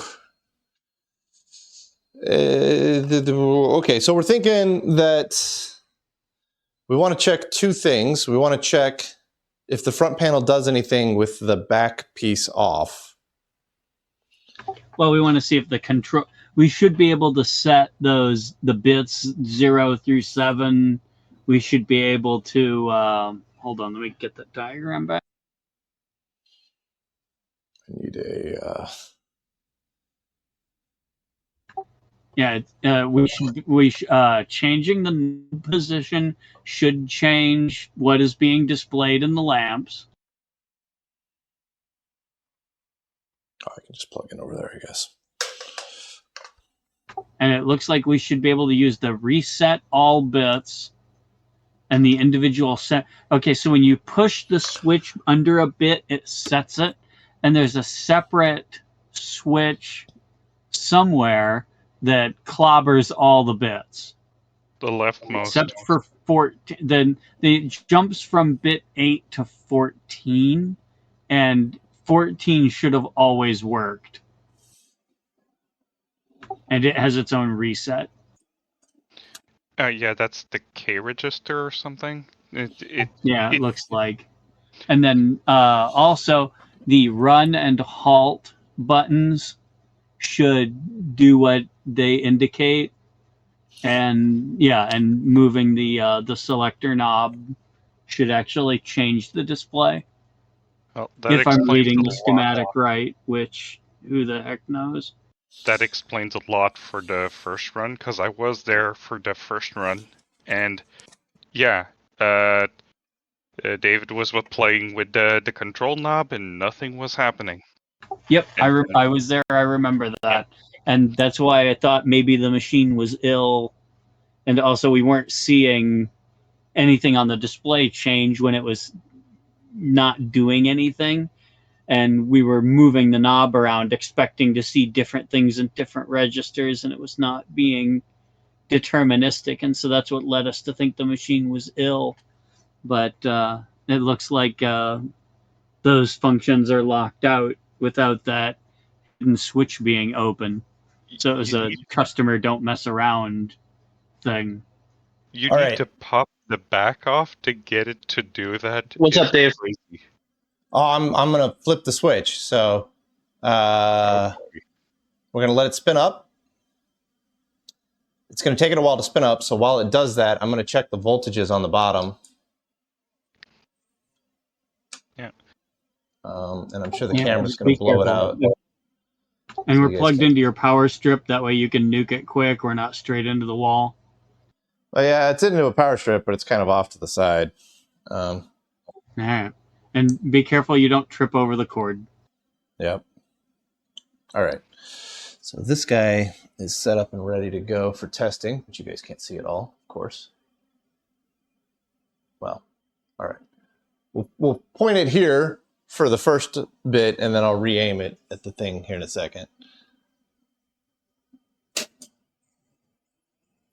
That works, because I don't expect the lights to be useful until the drum is up to speed anyway. Yep. Oh, we saw some motion there. Yeah. Drum is coming up to speed.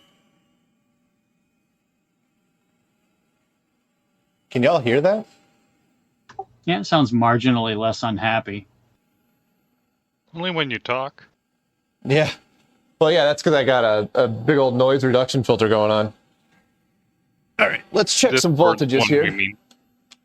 Stream took a crap, but keep going. Oh, the stream died. Or it didn't die, it's just dropping No, it frames. didn't die. So It's just not happy. Yeah, it's being stupid. we'll see if it comes back. Yeah. Yeah, it's coming back. I don't- some of this- slideshows. Some of this may be Twitch's fault. Some of this may be like inclement weather because we've got a pretty nasty storm rolling through. All right, let's see here. You are ground. Oh, are you on satellite? Yes. Yeah. So plus 13. Can somebody write this down for me, by the way? Plus 13 is showing 13.43.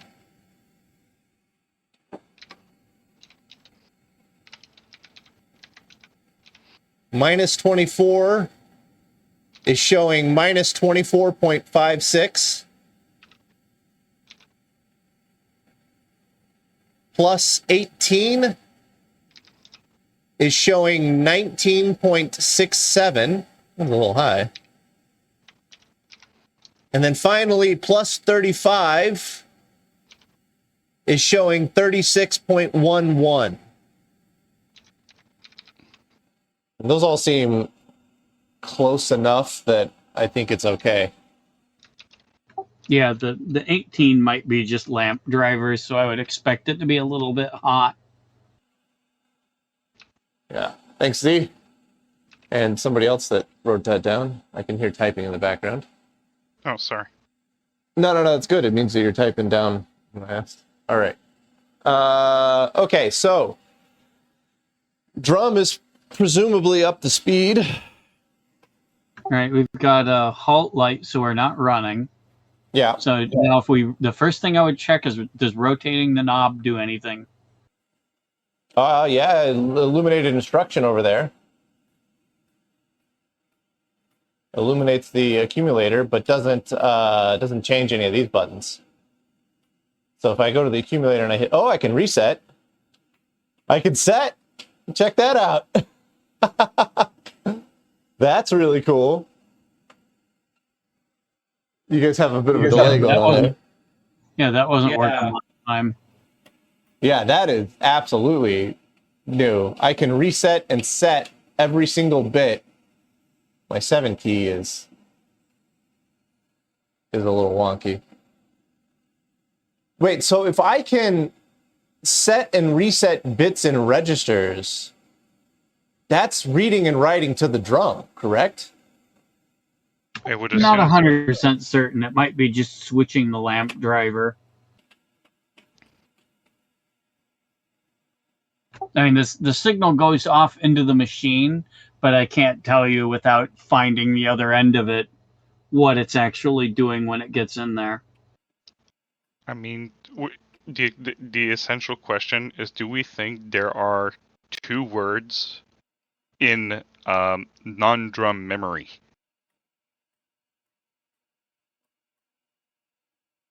There could be, because it would just be flip-flops. Oh, it puts stuff It in looks weird like it's places. remembering them. Not exactly.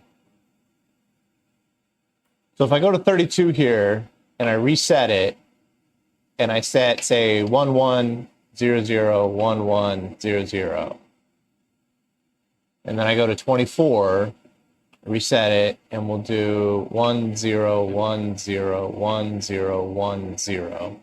That's a pretty unique pattern, right? It didn't remember at 32 or at 24. Maybe it seems like it's chaos. I'd beware going to the control, because you might be executing it. Oh yeah, you might be right. I didn't even think about that. All right, let's try the accumulator here. Let's set 10101010.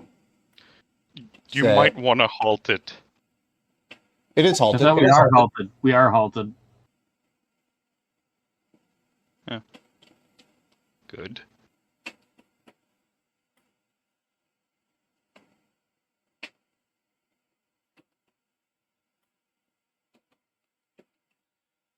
All right, so I got a unique pattern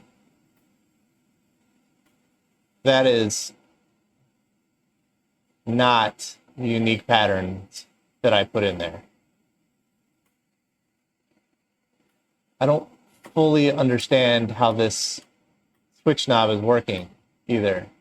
Yeah.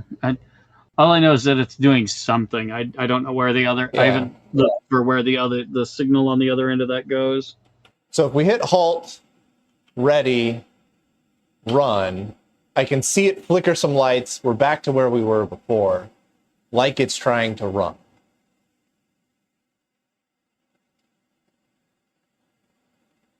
Okay, now with the run lamp lit, if you turn the knob, does run go out? And do we see things flickering in the other registers? No. It's all just staying still.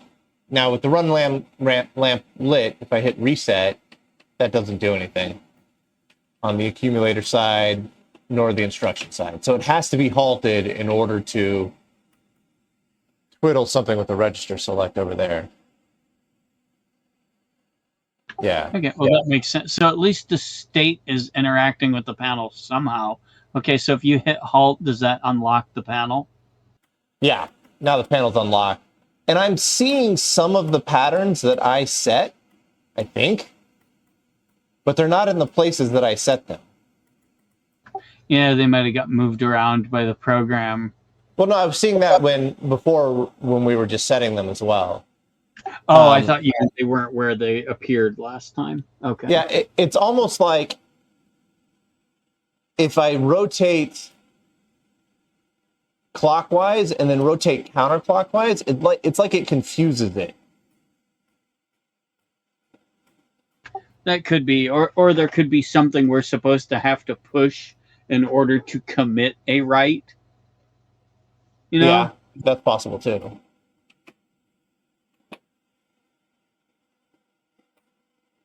There's a good point made in the chat that you're dealing with 8 bits on the panel, and as you move the knob, you're stepping through the 40-bit word. Yeah.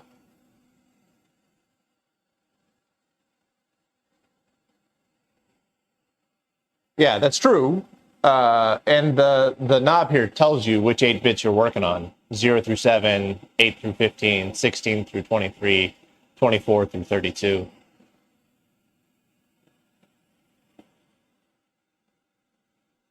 Boy, the drum is smooth, man. You could balance a penny on top of that thing. That's awesome. So that's a good sign it may be healthy. Yeah, well, I mean, we're moderately certain that it's healthy. Because I think if it wasn't, we wouldn't be seeing what we're seeing here. It definitely executes some instructions when I hit run. It feels like the same 3 pattern we saw the first time. Oh, yeah, it's definitely doing the same thing we saw the first time we had it powered up. The drum sounds less screechy, but I think that's just because it has more hours on it. The fact that the power supply is good is promising. I need to put some sound ending on these panels and get them back on the side or something. So the next question is, if I wanted to get a scope shot of something off of the drum, where is a good place to probe? I would say. So I'm going to spin it down. I mean, if we put it on the input of the reed amplifier, what we see is probably not going to be useful, but I would expect we at least see something. And so that could confirm, aliveness at that point. But where I would go is the output of the reed preamplifier. Because if you're not seeing anything there, then nothing in the digital chain is going to make any sense. Yeah. So where is that? Well, we saw all of them on the board. Yeah. But I don't know what any of the wires do. Oh, okay. Oddly, I think we have a wire diagram for that specific portion. Also, do we know, of the reed amplifiers, do we know which one would have the read-only opus on it? Because that would be the first one to go for. Yeah. There's 1 or 2 track of opus, I think. Yeah, I think opus is on. There's like 2 tracks for opus, I think. And you have three tracks for like timing wise. As far as the scope shot, all we would need is some kind of index pulse, so we know when the drum starts a rotation, and then just the amplifier output or input, whichever works.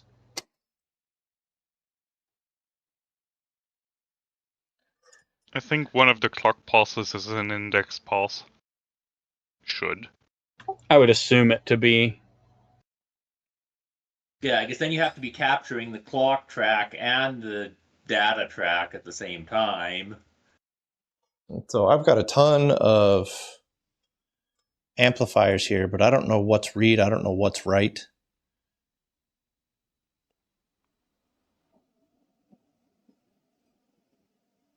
Well, the page is 345. Oh no, that's power supply. Sorry. My guess, just wild guess, just by like looking at what I'm seeing here, would be that these 3 are perhaps the read-only tracks.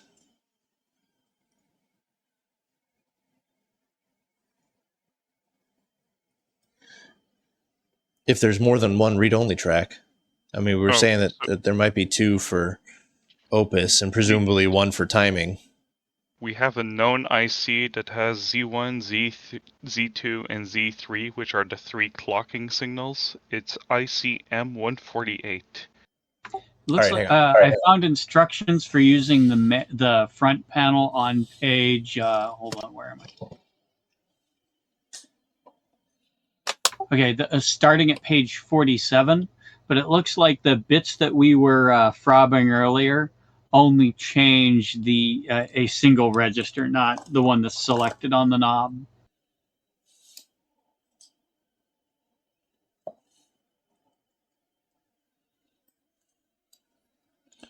Yeah, it says that they changed the CR register, which I assume is the control register. I would assume that's when you're in the control position. Yep, that's what would make sense to me. So we can't frob the bits in any individual segment of the accumulator or the instruction, but we can mess with the bits in the control register. Okay.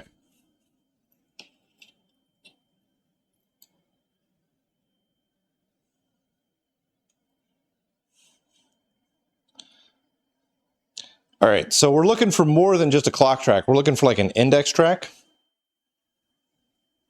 You know, preferably 1 pulse at an index per revolution, and that's it.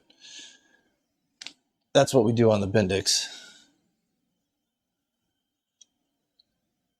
T0. Bendix has a nice little panel for doing that. So we're playing with a scratch pad register? Huh. So if somebody's got some positions for me here.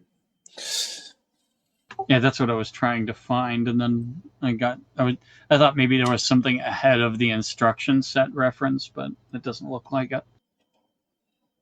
So it must be somewhere after the where I was. What was I, like 250? Page 331, there's a Z1 clock check circuit. I'm trying to see if that's for the drum or for the whole CPU. Give me a sec.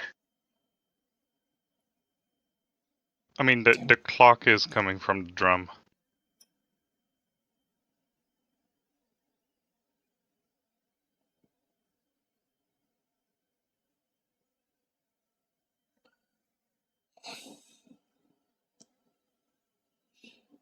Yeah, the problem is, okay. All right. So board A, I'm looking at page 332 now. If you look at board A and their matched pairs, I'm just trying to find what the test point is. If we can, let's do it all on board D.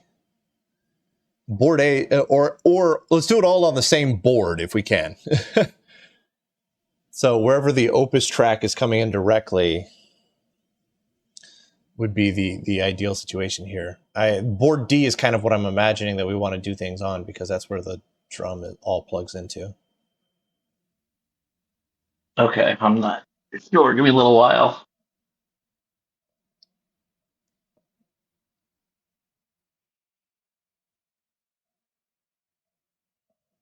So I do have transistors marked. Page 307 describes the reed amplifiers on the drum.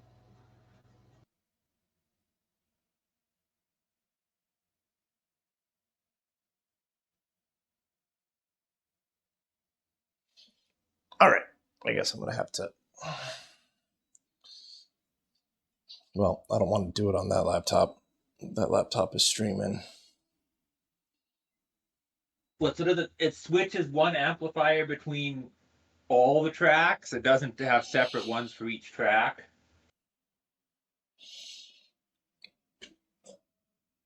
Yeah, Does it? I just noted the page number for you guys and moved on trying to see if I could find a list of which track is what. I found a bank select for the tracks, and I was like, I thought these were the read heads. It's like, oh no.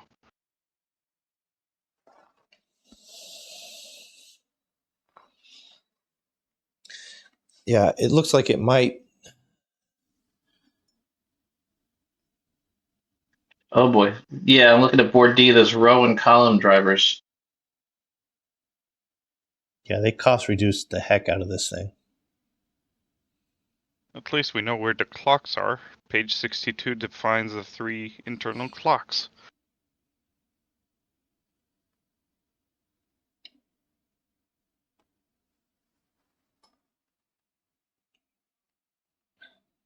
Okay, the playback circuit I'm seeing is on 319. It starts there.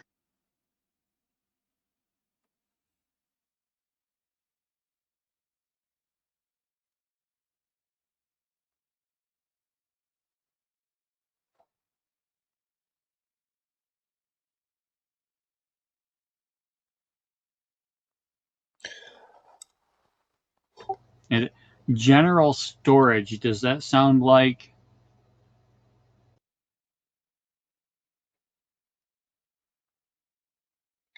And then it says playback circuit Z1 is all ones.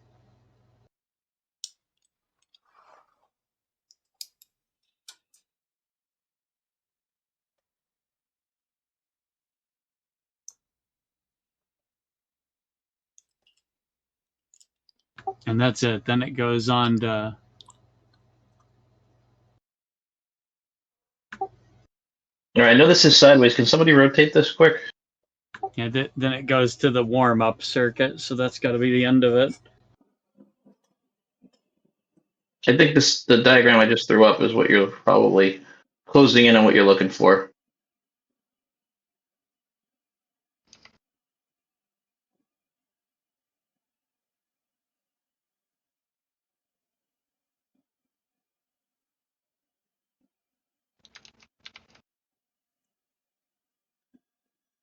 Okay. Not the best program to do this in, but here.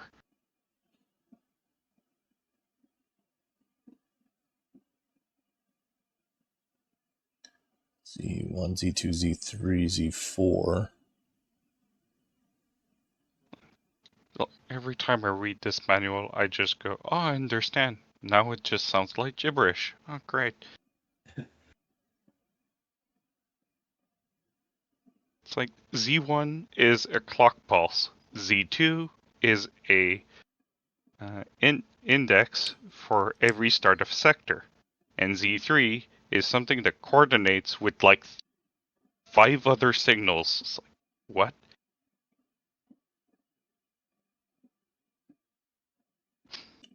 All right, well, the one that starts at the beginning of every sector might be good enough. Do you see something that says, or test points or connectors, ID5B, C, ID5B, ID5C, ID5A, ID5D?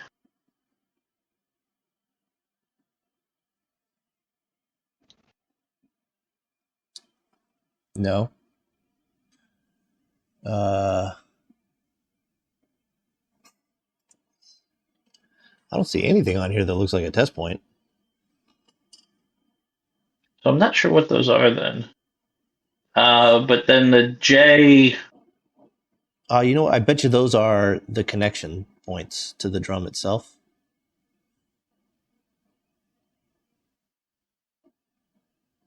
Because if you're looking at the same picture I'm looking at, you've got, you know, the 1D1 or IDI, whatever they are, A, B, C, and D, or A, C, B, D. And they've got this like dashed line that's drawn across them. So I'm betting that dashed line indicates that that's a connector that goes off board, which would imply that one of these down here is labeled that. Yeah, because board J is probably the board that's on top of the drive. yeah, I'm looking at it's figure 4.38. Oh, yeah, okay. So, yeah, so 1D.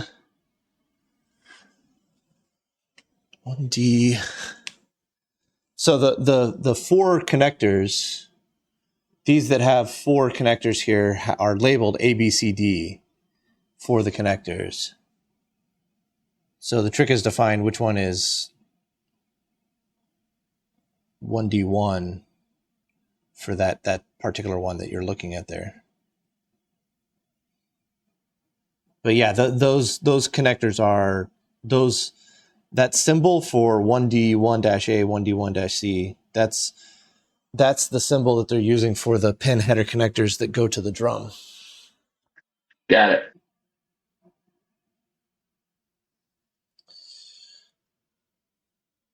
And what's M138?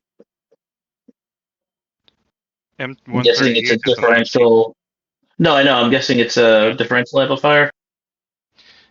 Yeah, we know it's on board D, and we know it's M138. Those boards use grid coordinates, so we know where that one is, right? Right. So 1D6 between pins 2 and 3. It's a 2.4K termination, but you should see a differential signal between them. And then it looks like that's repeated for each head.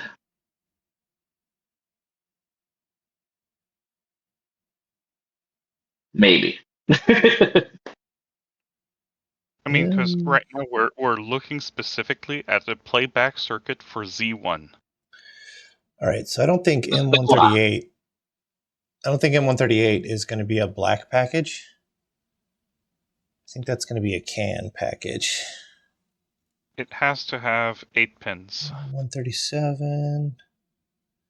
Yeah, But, so these yeah. CAN packages along the front have 8 pins. That one says M137. That one is not marked. That one is not marked. Not marked how I want it to be marked. Well, I can find M137, so 138 presumably is right next to it. Do you see a 58 series number? Let's see. Let's look at I can see the resistors that connect to it. So R161. If I can find R161, for example, that should point me in the right direction, right? Because we're trying to find one R155. So this one, there's R161. What are you looking for? What? 155? R155. Yeah. We've got 161, 162. Might be the 5th connector.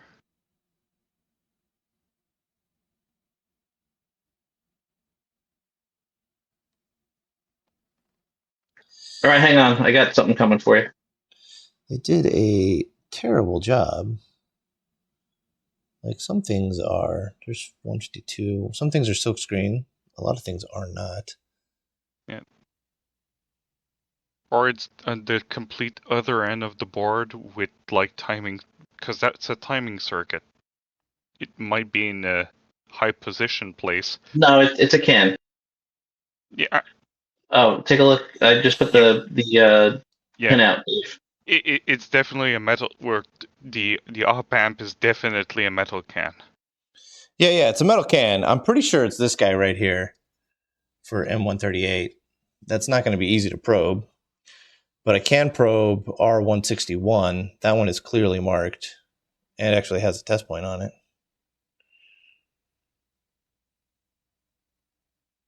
So it's a differential comparator, which makes sense. Yeah. R162 is a 10K. That is correct. Yeah, so I can probe on R161. R161 is the output of M138. Yeah. I mean, I could go a little further down if we wanted to get it after it'd been squared off by those amplifiers there. A pair of NPN transistor, yeah. Yeah, I can go, like, say, off of R433 or something like that. That could work. Yeah, if we find it. So most of the resistors are marked on here. So I might have a better shot of finding a resistor. Although R433 is way up there. Yeah. It's next to a C189 capacitor. Or Q97. Q97 is the output. Yeah, it's the last transistor before R433. Yeah, I don't see either of those on here. We may be running into a board doesn't match the revision. Either the top number is actually the grid coordinates, and the rest is actually just auto-incremented. 2D6. So this is the 2D realm. 6 would be here. 2D6 is in our schematic. It's a bit 2D6 before everything else. Oh, there's Q97. Yeah, 2D6 works. Okay, there's Q97. R433 should be right next to it somewhere. Might be big as a 50 ohm. Oh, but it's in series with a capacitor. Might be small. Yeah. And it doesn't tell me what quadrant R433 is in, so it could be in any quadrant, right? Yeah, it could be really far because that looks like a small filter thingy. Right? What about R434? Oh, there it is, R433. I was reading it as R133. Nope, yep, R433. I've got it right there. And it is in series with a cap. So I can actually check R433 directly. That's the clock. Okay. Yep. I can check that. Just to double check, R434 should be nearby and should actually be, at least the one pin should be the same as 433. I can clearly see what 433 is connected to, so we're good on it. Okay. I got 3 more channels, though. What are we checking next? Well, I'd say that's our clock. That's where we want to start. Yeah, but we might want to find Z2 to at least have... If we could find all 3 main clocks, we'd get really good situation here. Well, I was thinking, let's go for broke and try to get Opus. Yeah, but if we don't clock it... Yeah, we need the clocks to... Because, I don't think the data tracks are going to have index pulses on them. Yeah, but if we know where the sectors start and finish, then we just figure, That would be Z2. Okay, so where's Z2 at? Is that not what I'm on? Well, Z1 is... I'm on Z1. Z1 is the bit clock. So at least you know if you're on center. Yeah, I got you. So where's the schematic for Z2?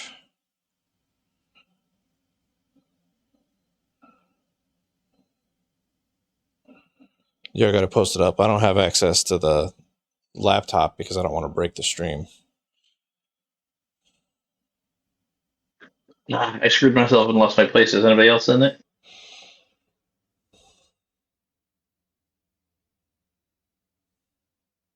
At some point, I almost feel like we're going to have to invite Reese, just because he went ham. He's the one that actually made, he tried to make a compiler for it. He's trying to make an emulator for it. Yeah, and running compiled code. Well, I mean, I don't even know if it really compiles anything, but he was trying to run it, yeah. Well, the emulator ran a Hello World already, but I mean, there's not much else you can do with it because we don't have an image of Opus. Like, I'm just barely just reading what he's putting onto the Discord and just relaying it.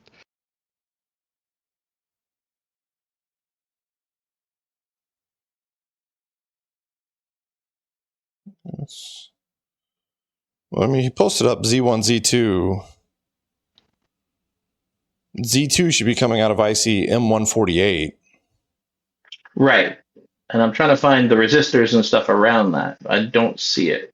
But that's it. Is that in quadrant 2D?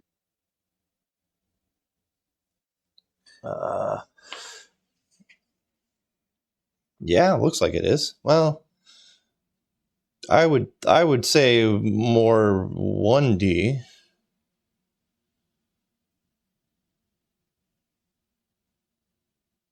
Unless...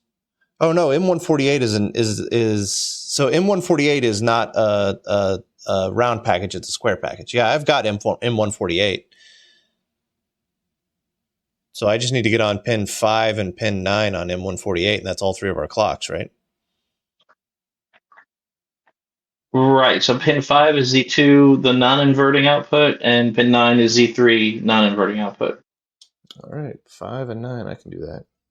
Yeah, in worst case scenario, pin 3 is negative Z1. So there's a Z4 around here.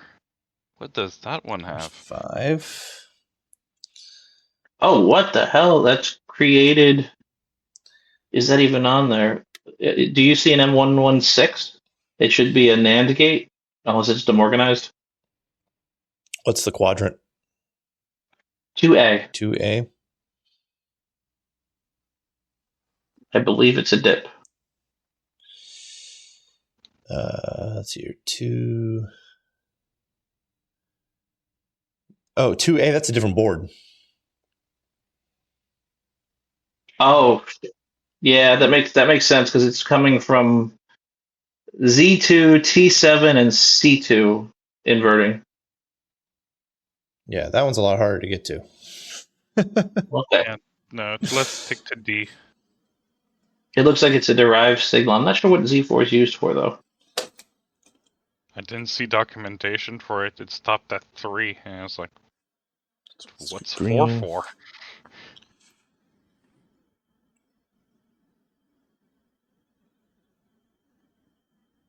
Does anybody have OCR for this document, by the way? Because certainly it just, Chrome just spins trying to do it, which I understand.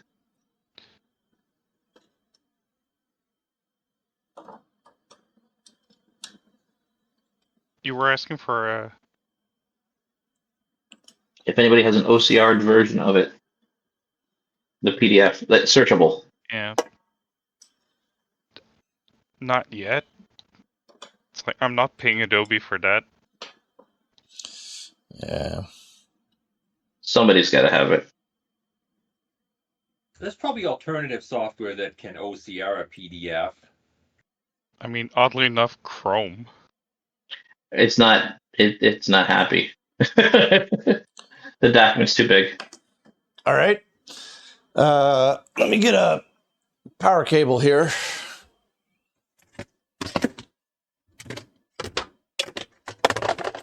Turn my scope on.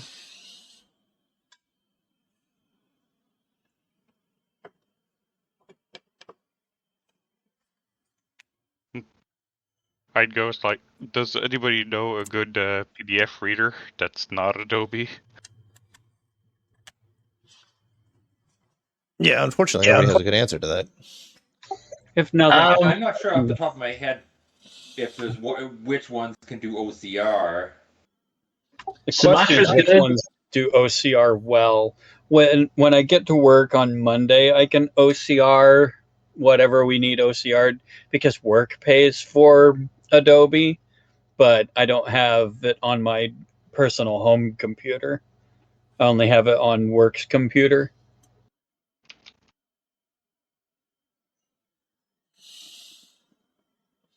Now, I hope So that the far, sorry.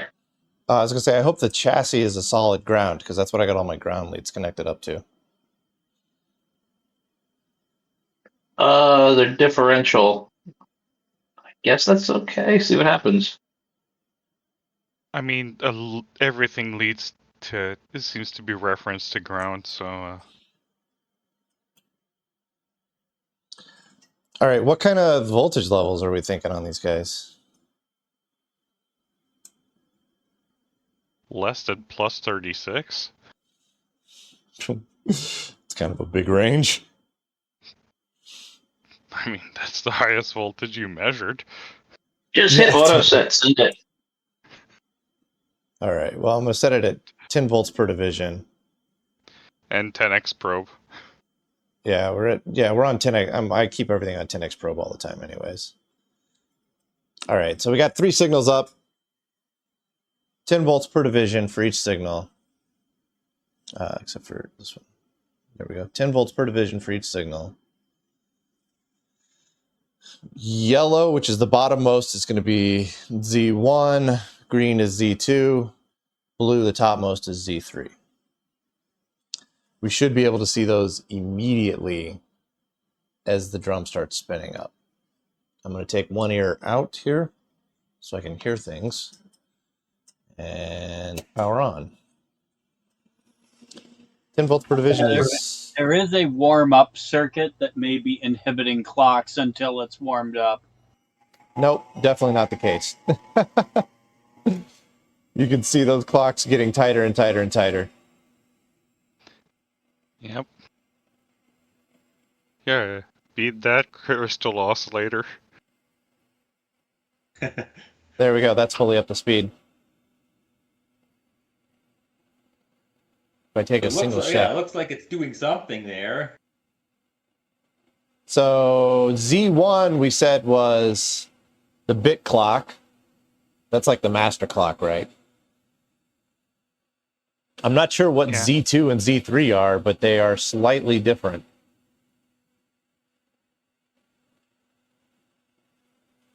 Z3 is weird. Z2 is supposed to be like a sector pulse. There's a little bit more action than just a single sector pulse going on with Z2 here.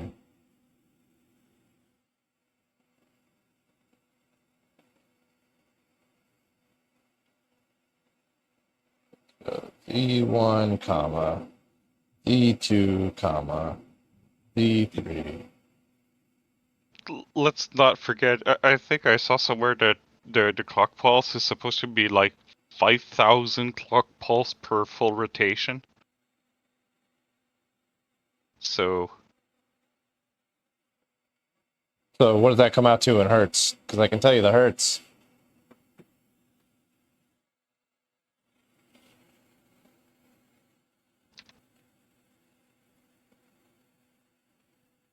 What is it? 1.052 megahertz. Dang, that clock pulse is booking. yeah. I think they spin the That's drum not at like 20,000 RPM though, so.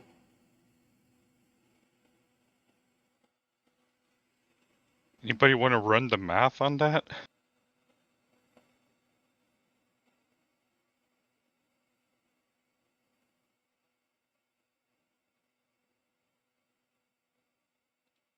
T2 every word, I could see that. That looks like there could be 40 bits per T2 indication.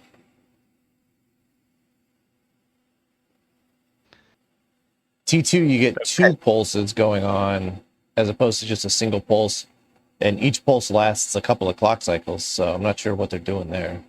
Might be Okay, a third Z2. engine. Oh, sorry. Z2 clock is the playback clock from the second master track. It produces the sector index pulse. Oh god, this is weird. The Z2 clock pulse is high during bit times 31, 32, 33, 38, and 39.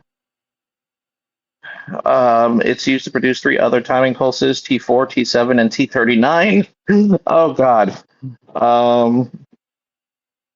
And then Z3 clock is something similar. Hold on one second. That's exactly how I described it. I understand. Now my brain's melting. Okay, good. Then you are our expert. Explain it to me, because I'm melting right now too. Boy, Z3 is weird. Z3's got all sorts of strange stuff going on with it. We're reading the text description. We're still stumped. Yeah, that's Z3 is wild, but Z3 happens. All right. All right. I'm pretty sure that Z2 is happening every word time. Reese is saying that Z3 is the block number. Could be. Absolutely could be. Yeah. The 7 high order bits T32 through T38 of each 40-bit word length in the Z3 clock track contains the sector address of the next available general storage track. So you see a long doing nothing and then a bunch of pulsing. Yes. Okay, so there is even they have like little logic traces of it. Oh wow, this is crazy. So they don't have relative numbering. They just go freaking absolute.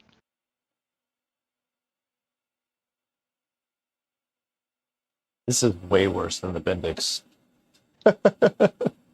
But I mean, it's like, oh, a disc. Oh, you floppy guys just disk. lost video because I am tripped over a. It's. Did we? We'll see. I don't know. We'll see. I mean, Yeah. I'm still hearing it, and I saw you move behind it. I tripped over the camera, which disconnected it, and so now the video is frozen. I don't know how to fix that. Yeah, it's like instead of having a floppy disk with only one hole to tell you that's the start, it knows absolutely where it is because it just numbers everything. Yeah, That's that's pretty weird. in and see mean, it's brilliant.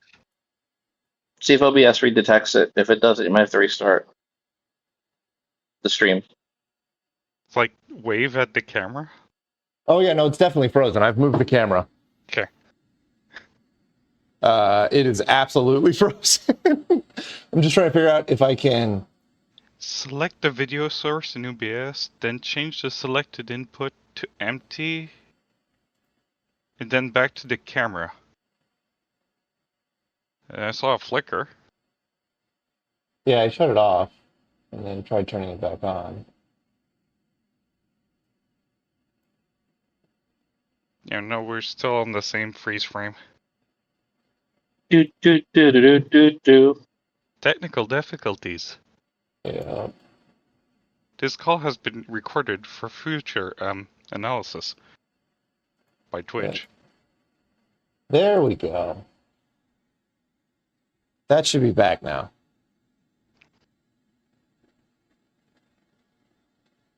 Yay, Yes. okay. All right. So, in the future, don't trip over the camera and unplug it from the laptop.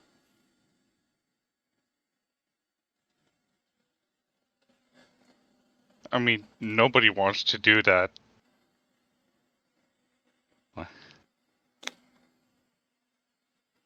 Better that than tripping over the power cord. Yeah. Could have gone a lot worse. All things We're tripping considered. over the boards hanging out of the machine. Why did they do that? Ease of maintenance? Yeah, I don't know. Cheap is going to be what I'm going to go with. It was cheap to do it that way. Yeah. I mean, running flat flex like that must have not been the... Actually. All right, so we've got a bit clock. We've got Z2 and Z3, which should give us some kind of location information if we were smart enough to figure it out. Yeah. Like, shouldn't we start looking for data? Yeah, so you take your fourth lead and you start probing the other tracks. It would help if I had some direction. Yeah. Probing the other track Yeah. sounds really simple, but I have no idea what to poke at on the board. Yeah, which ones are the Opus tracks? That's what I was trying to figure out, and then I had to go and do some heavy lifting. Nice callback.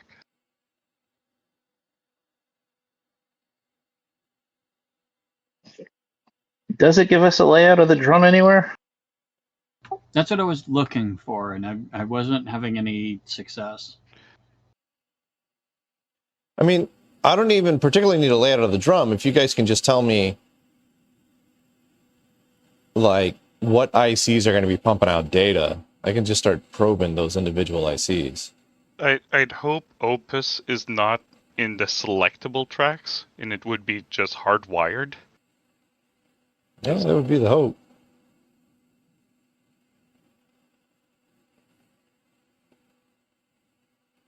I think I somehow turned noise canceling on of my, like, my earbuds. I think it's got real quiet in the room.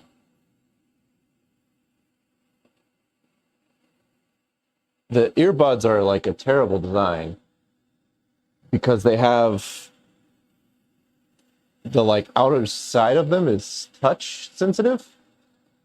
So every time they start to fall out of your ear and you go to push them back into your ear, you touch the touch sensitive button and it like beeps at you. And every once in a while it like makes a funny noise. If you press and hold on some, it will turn noise canceling on and off. Yeah, so I think that's what's going on here. All right, like surely there's a page in the manual that's like one of the read tracks coming off the drum looks like this. The rest probably look the same. Yeah, That's what I'm looking for. there's Other tracks, are there sets of head wires or that have only where there's only two? Because Okay, I found it. Okay. Okay, let's go. Post a picture. All right.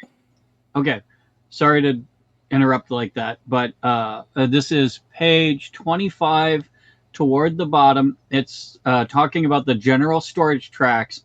It says in normal processor operation, tracks 31 and 32 are playback only, or as they may be otherwise called, sealed tracks. A special program, Opus, is recorded on these two tracks prior to their being sealed. The Opus program is used to aid in program debugging and loading. For more information about Opus, see the 1600 programming manual. So we want general storage tracks 31 and 32. And then it says each of the general storage tracks is 5120 bits or 128 words. So if we could, no, we don't have a display that wide. Let me think about that some more. But yeah, it's tracks 31 and 32 are the Opus tracks. Yeah, let's find the tracks first, and then we'll figure out how to store them. Yeah. Now we need to find where the heck the read amplifier for that one is. Yeah. I'm pretty much limited to pictures that you guys have posted. Or did somebody post a link to the PDF in here somewhere? I did at least once, but Let's see if I can find it. I'm limited to cell phone. it's open There it is. right there. I got it. I got it. I could post a second copy. No, you're good. I got it.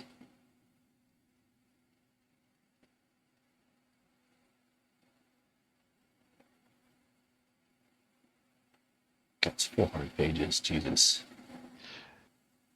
At least it's not what I saw recently when I looked at something like modern processor. Open the reference. They say, oh, it's in the reference manual. 5,000 pages. Shit. Okay, so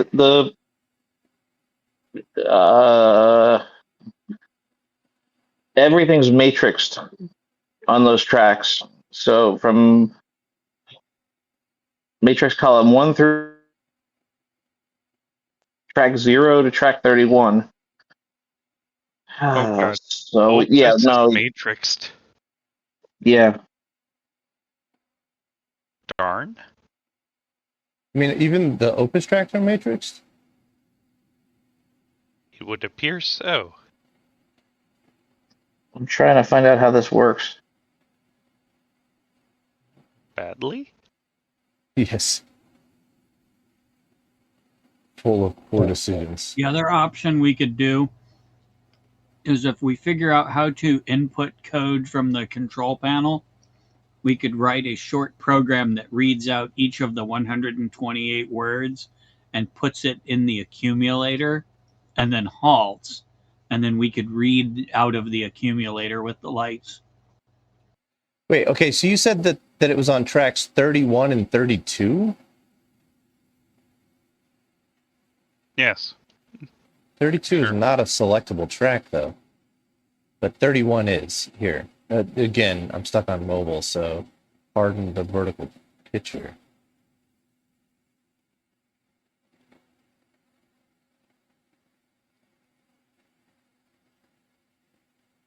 So like 31 is within the matrix, 32 is not within the matrix. Okay. Is there a 32? Does the matrix number based from 0 or 1? It's from 0. Yeah, Oh, it may so be it- that the manual is based from 1 because it says consists of 32 separate tracks for the general storage track, each having sectors 0 through 127. And so Minus it's 1. probably Yeah. track 30 and 31 0 Okay. based. Because it makes sense that it would be the last two. Is there a track 0 in the selector? Yes. So it's 0 based. Okay, so yeah.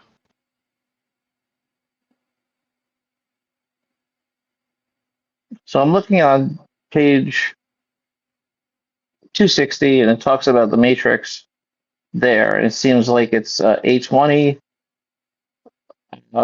selects tracks 0 or 1 or 16 or 17. Yeah. A30 is 0, 2, 4, 6, 8. So I guess you'd have to have A20, A30. Now, for the two that we need A27 with A32 and A27 with A33. Okay, I was looking at track 0, sorry. You're right. Yeah, we need the tracks way up there. But you'll need to probe those two. So those two to find out when you're selected. And I would think that it would, I don't know how it runs Opus because it doesn't really have a lot of RAM there. So it's got to be going to the drum to run it. Yeah, presumably like the whatever data variables it uses are somewhere on the writable tracks. All right.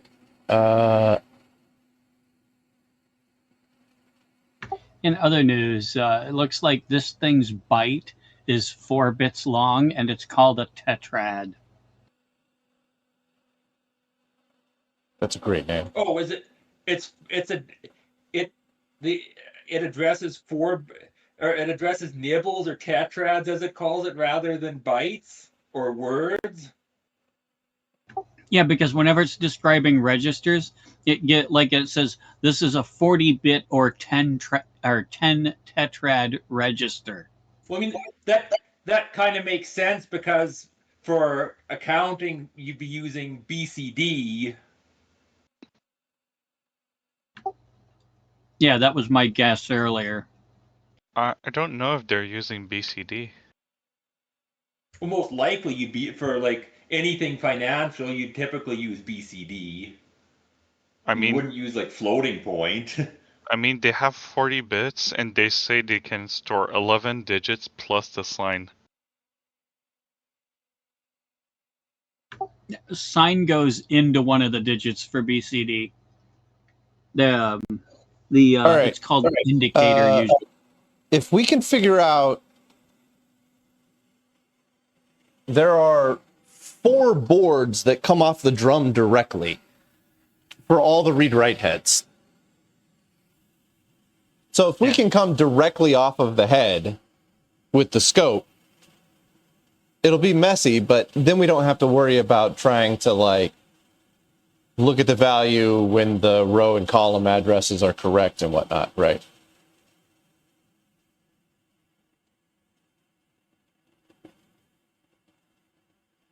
I'm sorry, I didn't catch that because I was trying to do math.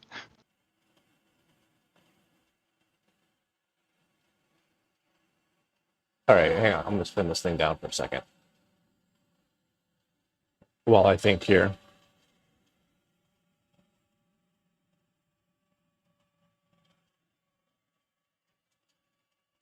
Oh, this thing is definitely not using BCD. It's using straight integer. Head circuit board I. All right, so head circuit board I has the four. Well, no, it has Z2, Z3 on it, S record and BI record, whatever the heck those are. Oh yeah, and the sideboard. Head circuit board J has Z1, S, and BI. Head circuit boards K1 and K2. K2 has number 30 and number 31 on it. So if you guys are looking at, I'm looking at page 375 of the technical manual. I don't know why the heck I was already at that page. But if I could probe somewhere on here, on K2, which I believe is the frontmost board, that could work out nicely. So like if I could probe on K2, that sure would eliminate a lot of the weird logic that we're seeing. Yeah, K2 is the frontmost board. Yeah, because we're pre the multiplexer. Also, I don't think, I've been saying this thing has like 20K in memory. I don't think it does. Oh, I think it's got 4 kilowords. That's what it's got. Now, this thing does have a decimal data type because some of the instructions say like decimal left double shift. That's a decimal double right shift, etc. Yeah, it understands the decimal notation for sure because it's a desktop calculator. But Yeah, that's why. they say 11 digits, and to store 11 digits in BCD, you need 44 bits, not 40.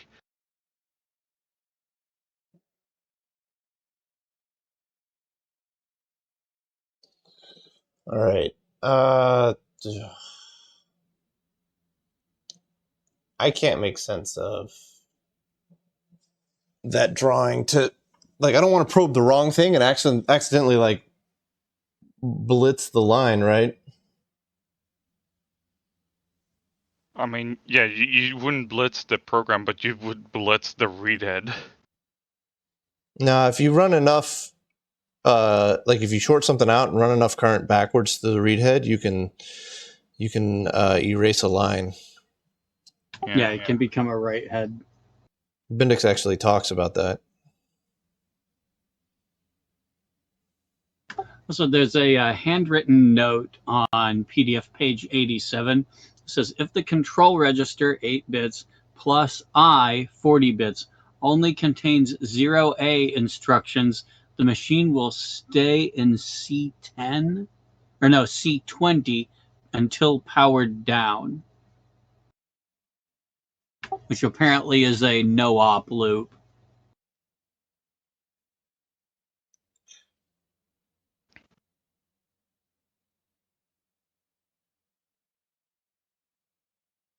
How do you write to general storage, man? Like that, just like the stuff that I'm seeing on this board doesn't make a whole lot of sense. Like there must be a read head and a write head here, but like, I'm not understanding how it addresses the read and write heads because it's only got 1, 2, 3, 4, 7, 8, 9, 10, 11, 12.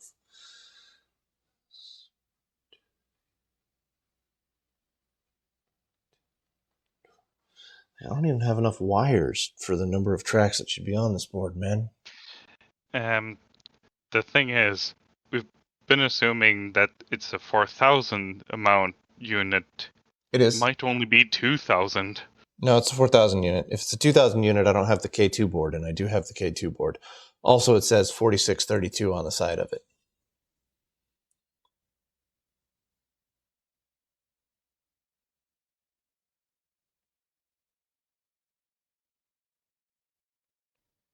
It was also built in 1971, August 31st. Or finished being built on August 31st, I should say. But yeah, no, it's a 4632. I have the K2 board, so it is the 4 kiloword version. But I'm not fully understanding the general storage tracks here.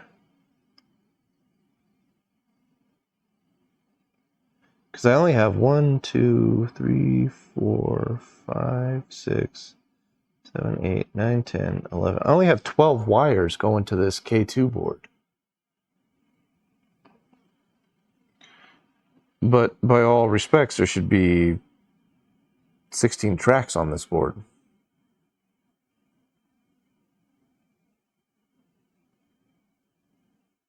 So, Okay, can somebody who isn't as exhausted as I am read starting the bottom of PDF page 29? There's a description of what is supposed to go into the command register. Is there a way we can either cause the command register to cause the individual words of the tracks we want to be read into the accumulator, in which case we could see them on the lights, or cause the command register to be put into the instruction register, where we could then execute instructions that would have the same effect and then halt? Because then we could just make it show up on the lights and not have to try to search for how to demultiplex its track and all of that fun stuff. Might be fun, but we'd still be reading what a lot of words. No, it's 2 tracks of 128 words, so 256 total. When I rescued the System 32 boot sector, we had to print it out on the CRT 1 page at a time for about a dozen pages, and I had to transcribe it by hand, but that worked out. So 256 words of 8 bytes each should not be that big of an issue. all right, what page were you saying again? PDF page 29, bottom of the where it says 1.5.1 command register. That starts the description of the register that we can now mess with from the front panel now that we have the back off and the special switch activated. Yeah. Command register, the 8-bit command register. We can access accumulator and instruction register. Yeah, those are on the knob. We can read them, but we can't write into them. The only one we can write into, at least if I understood the description of the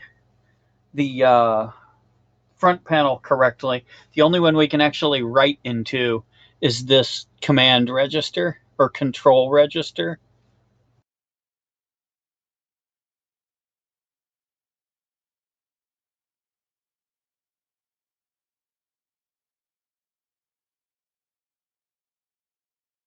Okay. Well, you were right on one thing. It does feel like the G15 Descendant.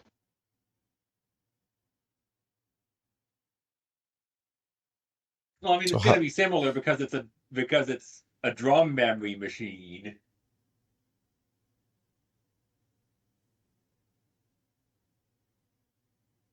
I think it's more a derivative of the LGP machines than like, yeah, I don't. It's not related to the G15 at all.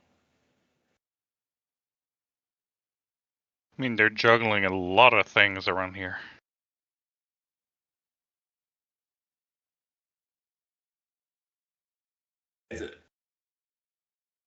Either the LGP and RPC family or the Monroe bot.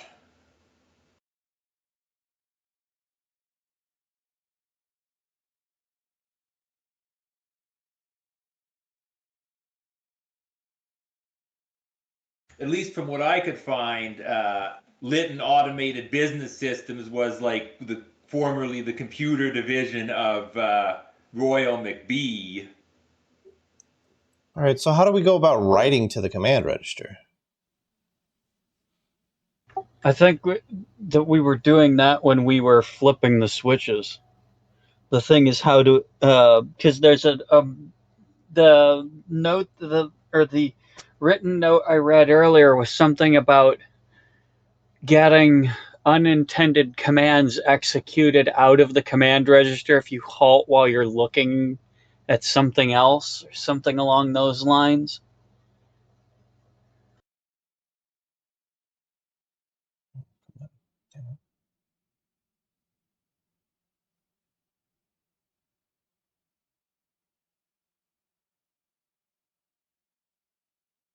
All right, so we've got the technical manual. What about the other manual? The other manual that talks about how to like program the thing.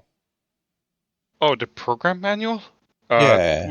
We have to have somebody that scans it in right now, because we had somebody bid on it. No. I got it. There's like the PDF of like the user manual or whatever it is. The operator manual tells you what a power on switch is. No, it's like 100-page manual. It tells you more than that. Like there might be something in there about how to use the front panel. How to load the tape in the right direction. Yeah, it's that machine. This machine is not really made for programmers. It's made for the person the secretary that's going to operate it.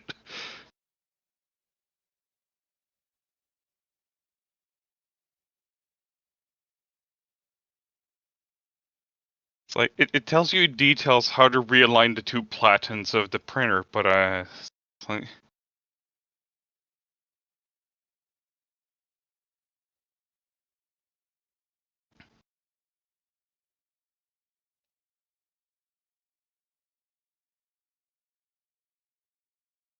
All right, so we're stuck with the technical reference manual.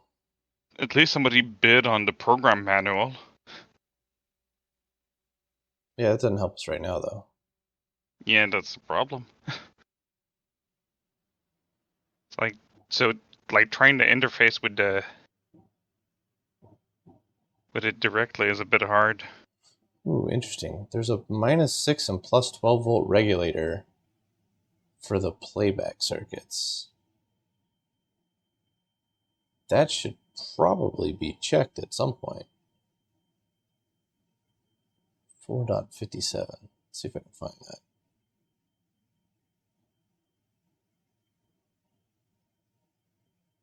Because if our playback circuit has the wrong voltage levels, that could be an issue as well, right?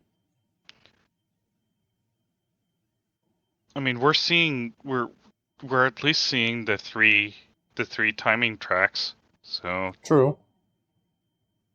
Okay, it looks like once you've set what contents you want in the command register, if you push run and you're not already in run, it starts by executing whatever is in the register at the moment.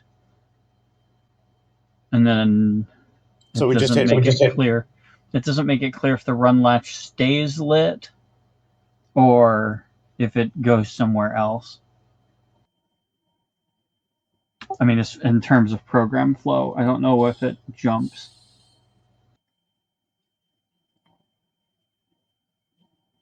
So if we knew what to put in the command register, we could theoretically get something in the accumulator worth looking at. Yeah, that's the direction I'm thinking. Because if the tracks are multiplexed together, we'll have to build some kind of special state-aware machine that can pick out just the bits we need. Otherwise, we're going to have to figure out how to demultiplex the track on our own, and we'll have no way to know if we screwed it up or not. Yeah. Ooh, something turned off.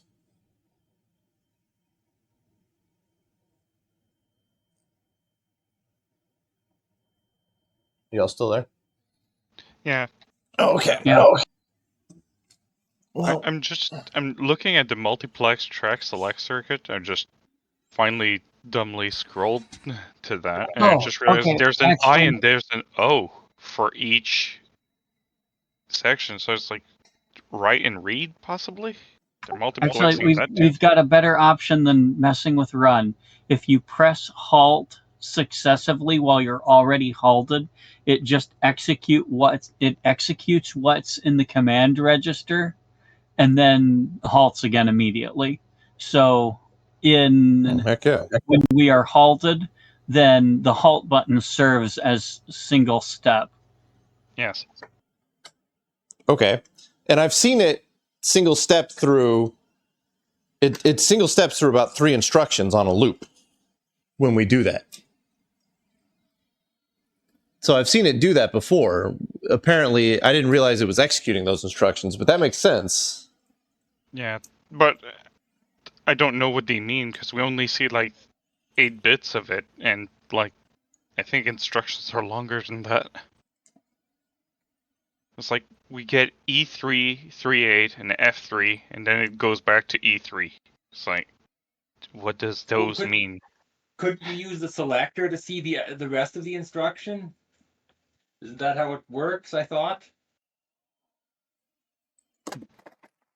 We couldn't see that the first time because we didn't have the back off. Yeah, the first time we tried this, the all you can see is the control register, because moving the knob or pushing the buttons that are restricted doesn't do anything. Those but are it might locked now. out unless you have the hidden switch active. All right, so we're going to spin it up one more time. I'm going to check the voltages for the -6 and +12. Make sure that those are okay. And then we'll tool around on the front panel a little more here.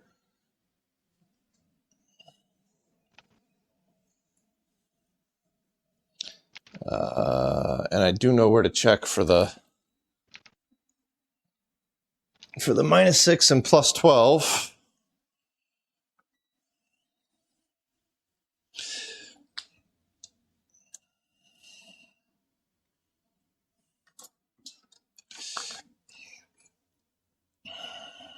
All right, so -6 is going to be coming from 1D6. D5, no, 6. 1D6 here. I'm looking for CR81 or 1D7 R170. R170 is easy to find. Okay. And then for this one, I'm looking for C85. That is in 1D6. You are C85. All right, those are easy to get to. Okay.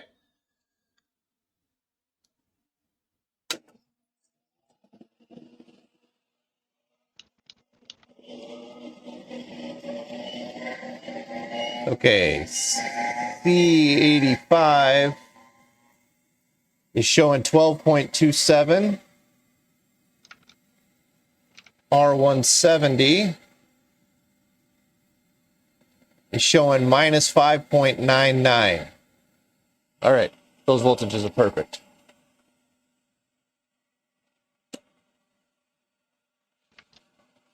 All right, so from a power supply standpoint, we're in pretty solid shape.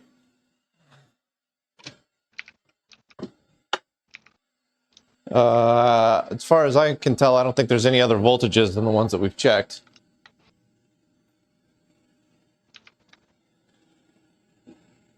So just to make sure, it was a R170 and C85? Yeah. Okay. All right. All right. Now, if we halt, I can step through a bunch of, it looks like we're going through a bunch of instructions here. That's not the same pattern. There's a ready, there's a run, then we go back to halt. Now we've run once, so now we're stuck in that same triple pattern.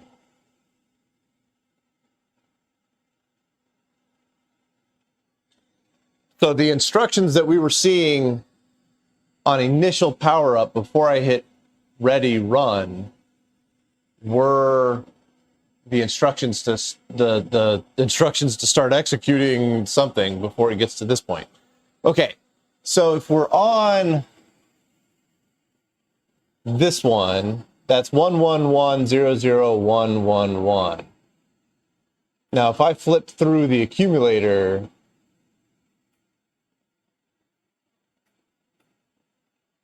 when I go back to control, I get the same thing. Oh, not every time.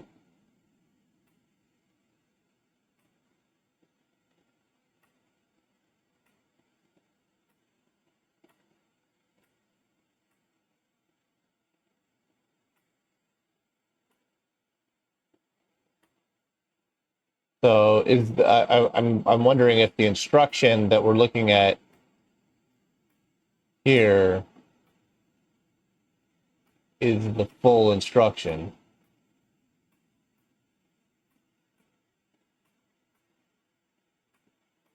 Well, that steps through.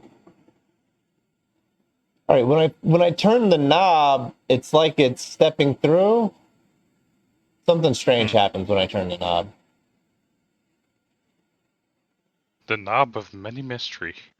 Yeah, ain't that the truth? All right, so if I reset this to 0, if I just keep resetting to 0, what does it do? It should just clear all of the bits presently in the CR. Yeah, I eventually got to hitting halt doesn't do anything anymore.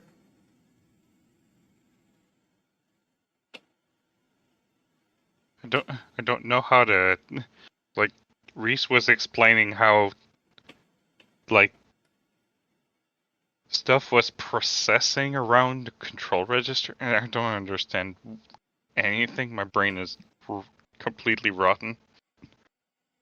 Well, I've got it doing something kind of interesting here.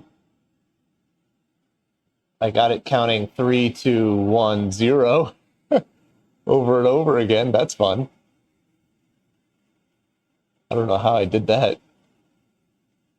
Hitting.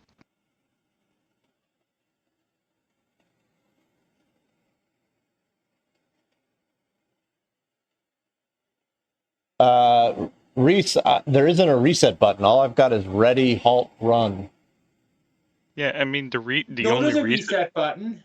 The reset button is the clear. It's Oh, yeah, over here, I guess, yeah. So hitting reset should force a jump to Opus into CR instruction. But I don't think that's what he wanted to say. But it's like EF, no control register.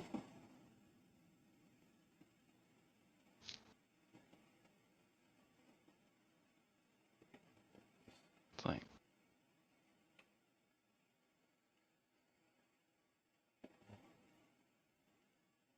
I mean, we're stuck in like a tight pattern here Yeah, after we run once.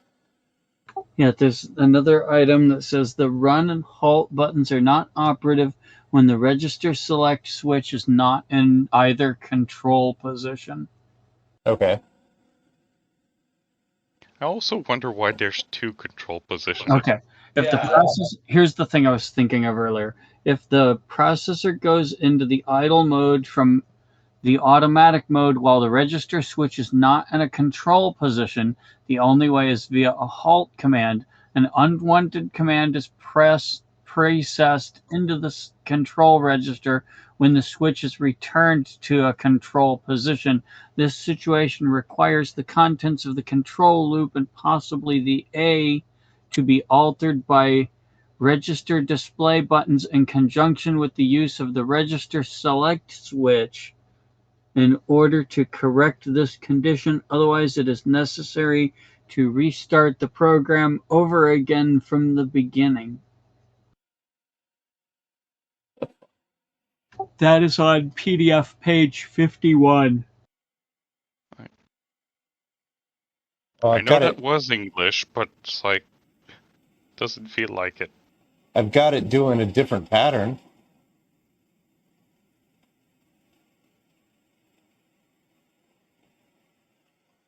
So the other thing that screws me up is that, yeah, we've got 40 bits in the instruction register, but it looks like an opcode is either 8 or 16. And then the rest of it is all parameter. But there's no indication of how you use them.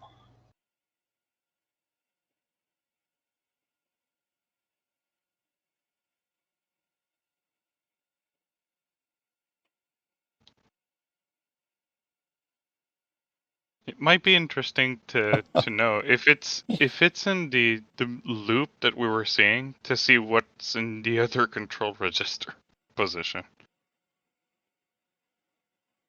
They both should be identical. There's only one control register. Yeah, the control is just on the top or bottom, so that way you hit it in between, going between accumulator and instruction.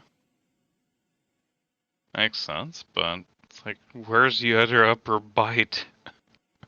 Yeah, Reese is right. So if I hit halt, as soon as I hit ready, it resets everything. So that way I can hit run, and it runs the first couple of instructions of what I assume is opus. And now we're stuck in this. Oh, Set, if we now we're stuck in the situation here. If we press halt ready and then we just press halt. Yeah, like, so I do halt ready. This should be the first couple of instructions of opus until we get to, I mean, it's a lot of opus until we get to the point where we're stuck. But again, we're only looking at 8 bits here, not a full 40 bits. So I'm not really sure what this means. But I can step through a lot. I wonder if it's actually processing everything 1 byte at a time. So here we go. So I'll just take a video of it and post it up. So I can halt all the way through until we get to our loop that goes. So let's go halt, ready, halt.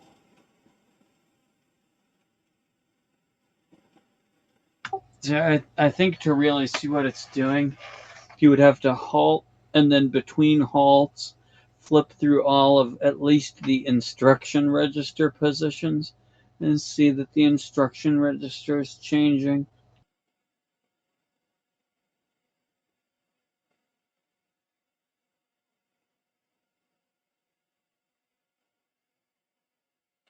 All right, so if I do a halt and a ready, and then I go through the instruction register, like what should that first instruction be? The first instruction was supposed to be a forced jump to FFF. So I would expect wherever the destination field to be to contain all ones.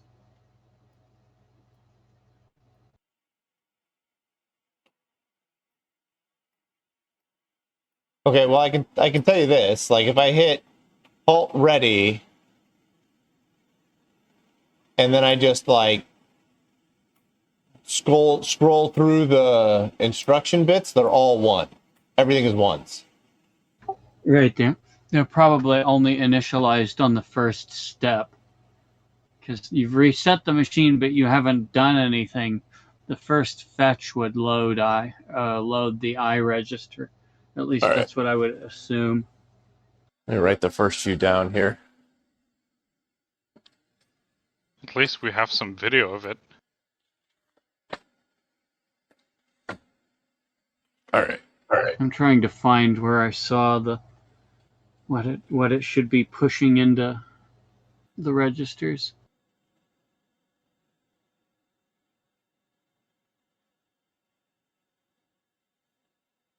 Page 58, that's got it shows the addresses and the commands.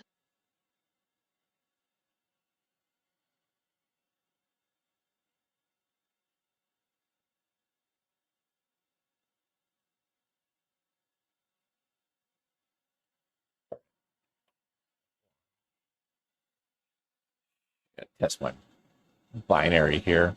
It's going to be E7.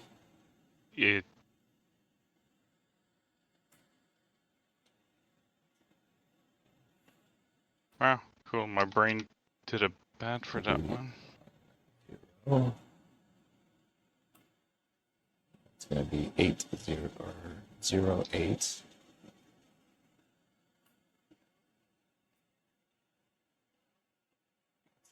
EF.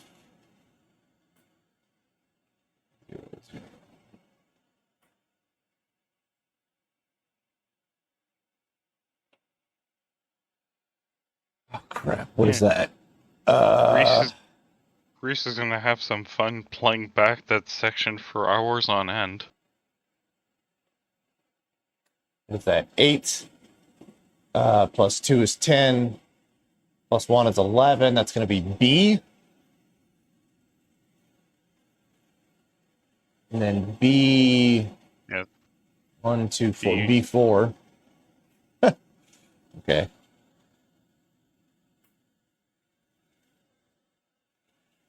We're on E9. No, EA. Right? 8 plus 2 is 10, so that's A.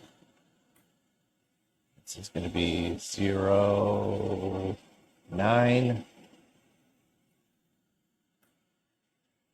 This is going to be 0, 8. Be 8.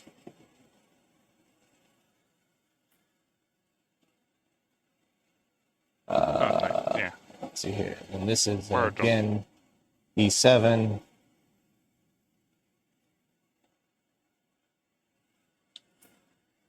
And finally, what do you 7, 4?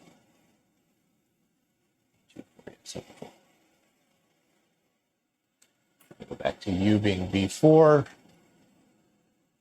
To the next instruction. Control says it's going to be 0, 9. I wonder if control is our drum location. And then, oh, I just lost everything. It just all completely died out. Dude, I just... Did the power trip? No, the drum was still spinning. All the lights flickered and then everything died out. No. That was weird. No. On page 107, it says execute command, which is an 8-bit command where we get... No, that can't be right. Never mind. You okay, right. Suzerain? You seem like you're fading. Yeah, I'm very tired. Yeah, I'm about to wrap it up too. Anyway, that only gives us... What is that? That only gives us 8 addresses. So I don't know what... Oh, the S. Right, okay. Well, we might have a bigger problem now. Scratch pad. Uh-oh. Yeah, what's that squeaking? Well, no, the squeaking does that every time it spins down. No, the bigger problem is that it was on and then all of the lights shut off. It might have just overheated because we have the boards flipped down. Well, there's not any airflow across them when they're flipped up either, so. Yeah, it's the thermal protection we were joking about last time. Yeah, all right, I'm going to take a ear out here. Let's see if we get any lights back. No, nothing. No lights, nothing. We are totally dead. We probably lost a rail. Yeah, we lost a voltage rail somewhere. I'd wager a fuse. Yeah, we could have lost a fuse too. Yeah, we lost something. Boy, that drum takes a long time to spin down. Yeah, it's got a lot of inertia. For that It's tiny. Yeah. It's tiny, but it's a solid billet inside. It's a little bit hollowed out based on that picture from the Italians, but I mean, F1 used a drum like that for energy for regenerative energy storage. Yeah. Also, But- they spin it fast as hell. Yeah, and mass would make it more stable. That's the whole point. They want this thing to be stable at speed. They don't really want it to be small and lightweight. These are I terrible mean, they're not fuse trying to holders. store energy in it. No, they're not trying to store energy in it, but they want it to have enough inertia that it's not going to wobble too much. Yeah, no, the Yeah, fuses look fine, but we definitely lost a would- voltage rail somewhere. So that's what we're going to troubleshoot next week, I guess. Yeah, I guess. At least the power supply was straightforward. Yeah. Well, 3 of the fuses look fine. I got 4 more over here. Can't Anything quite hot? tell on those. And there's the bottom fuse. I think. To remember, there was like something weird that was like screwed under. Yeah, Just the main one. we'll have to troubleshoot that next week. Otherwise, I'm going to be here until 4 in the morning. Yeah. Yeah. And Luckily, if we tripped the main fuse, that would explain why it went all off. Wait a minute. Question: did we just trip the power strip or the wall? No, because the drum is still spun up. So the Are drum you still had sure? power. The drum. Okay. It didn't start slowing down. No, because if I turn the power back on, the drum starts to spin up again. Oh, all right. Okay. All right. I think we're going to call the stream here. On an interesting note, we broke it. So, hooray Well, for we that. learned a lot more about it, at least. Yeah. Hey, we got clock tracks. We know that the drum has something on it. And I'm pretty sure that I got at least the first 2 instructions with their locations potentially written down on paper here, which I'll punch into the Discord. But I'm going to call the stream here. Thank you guys so much for watching. We'll see you next week.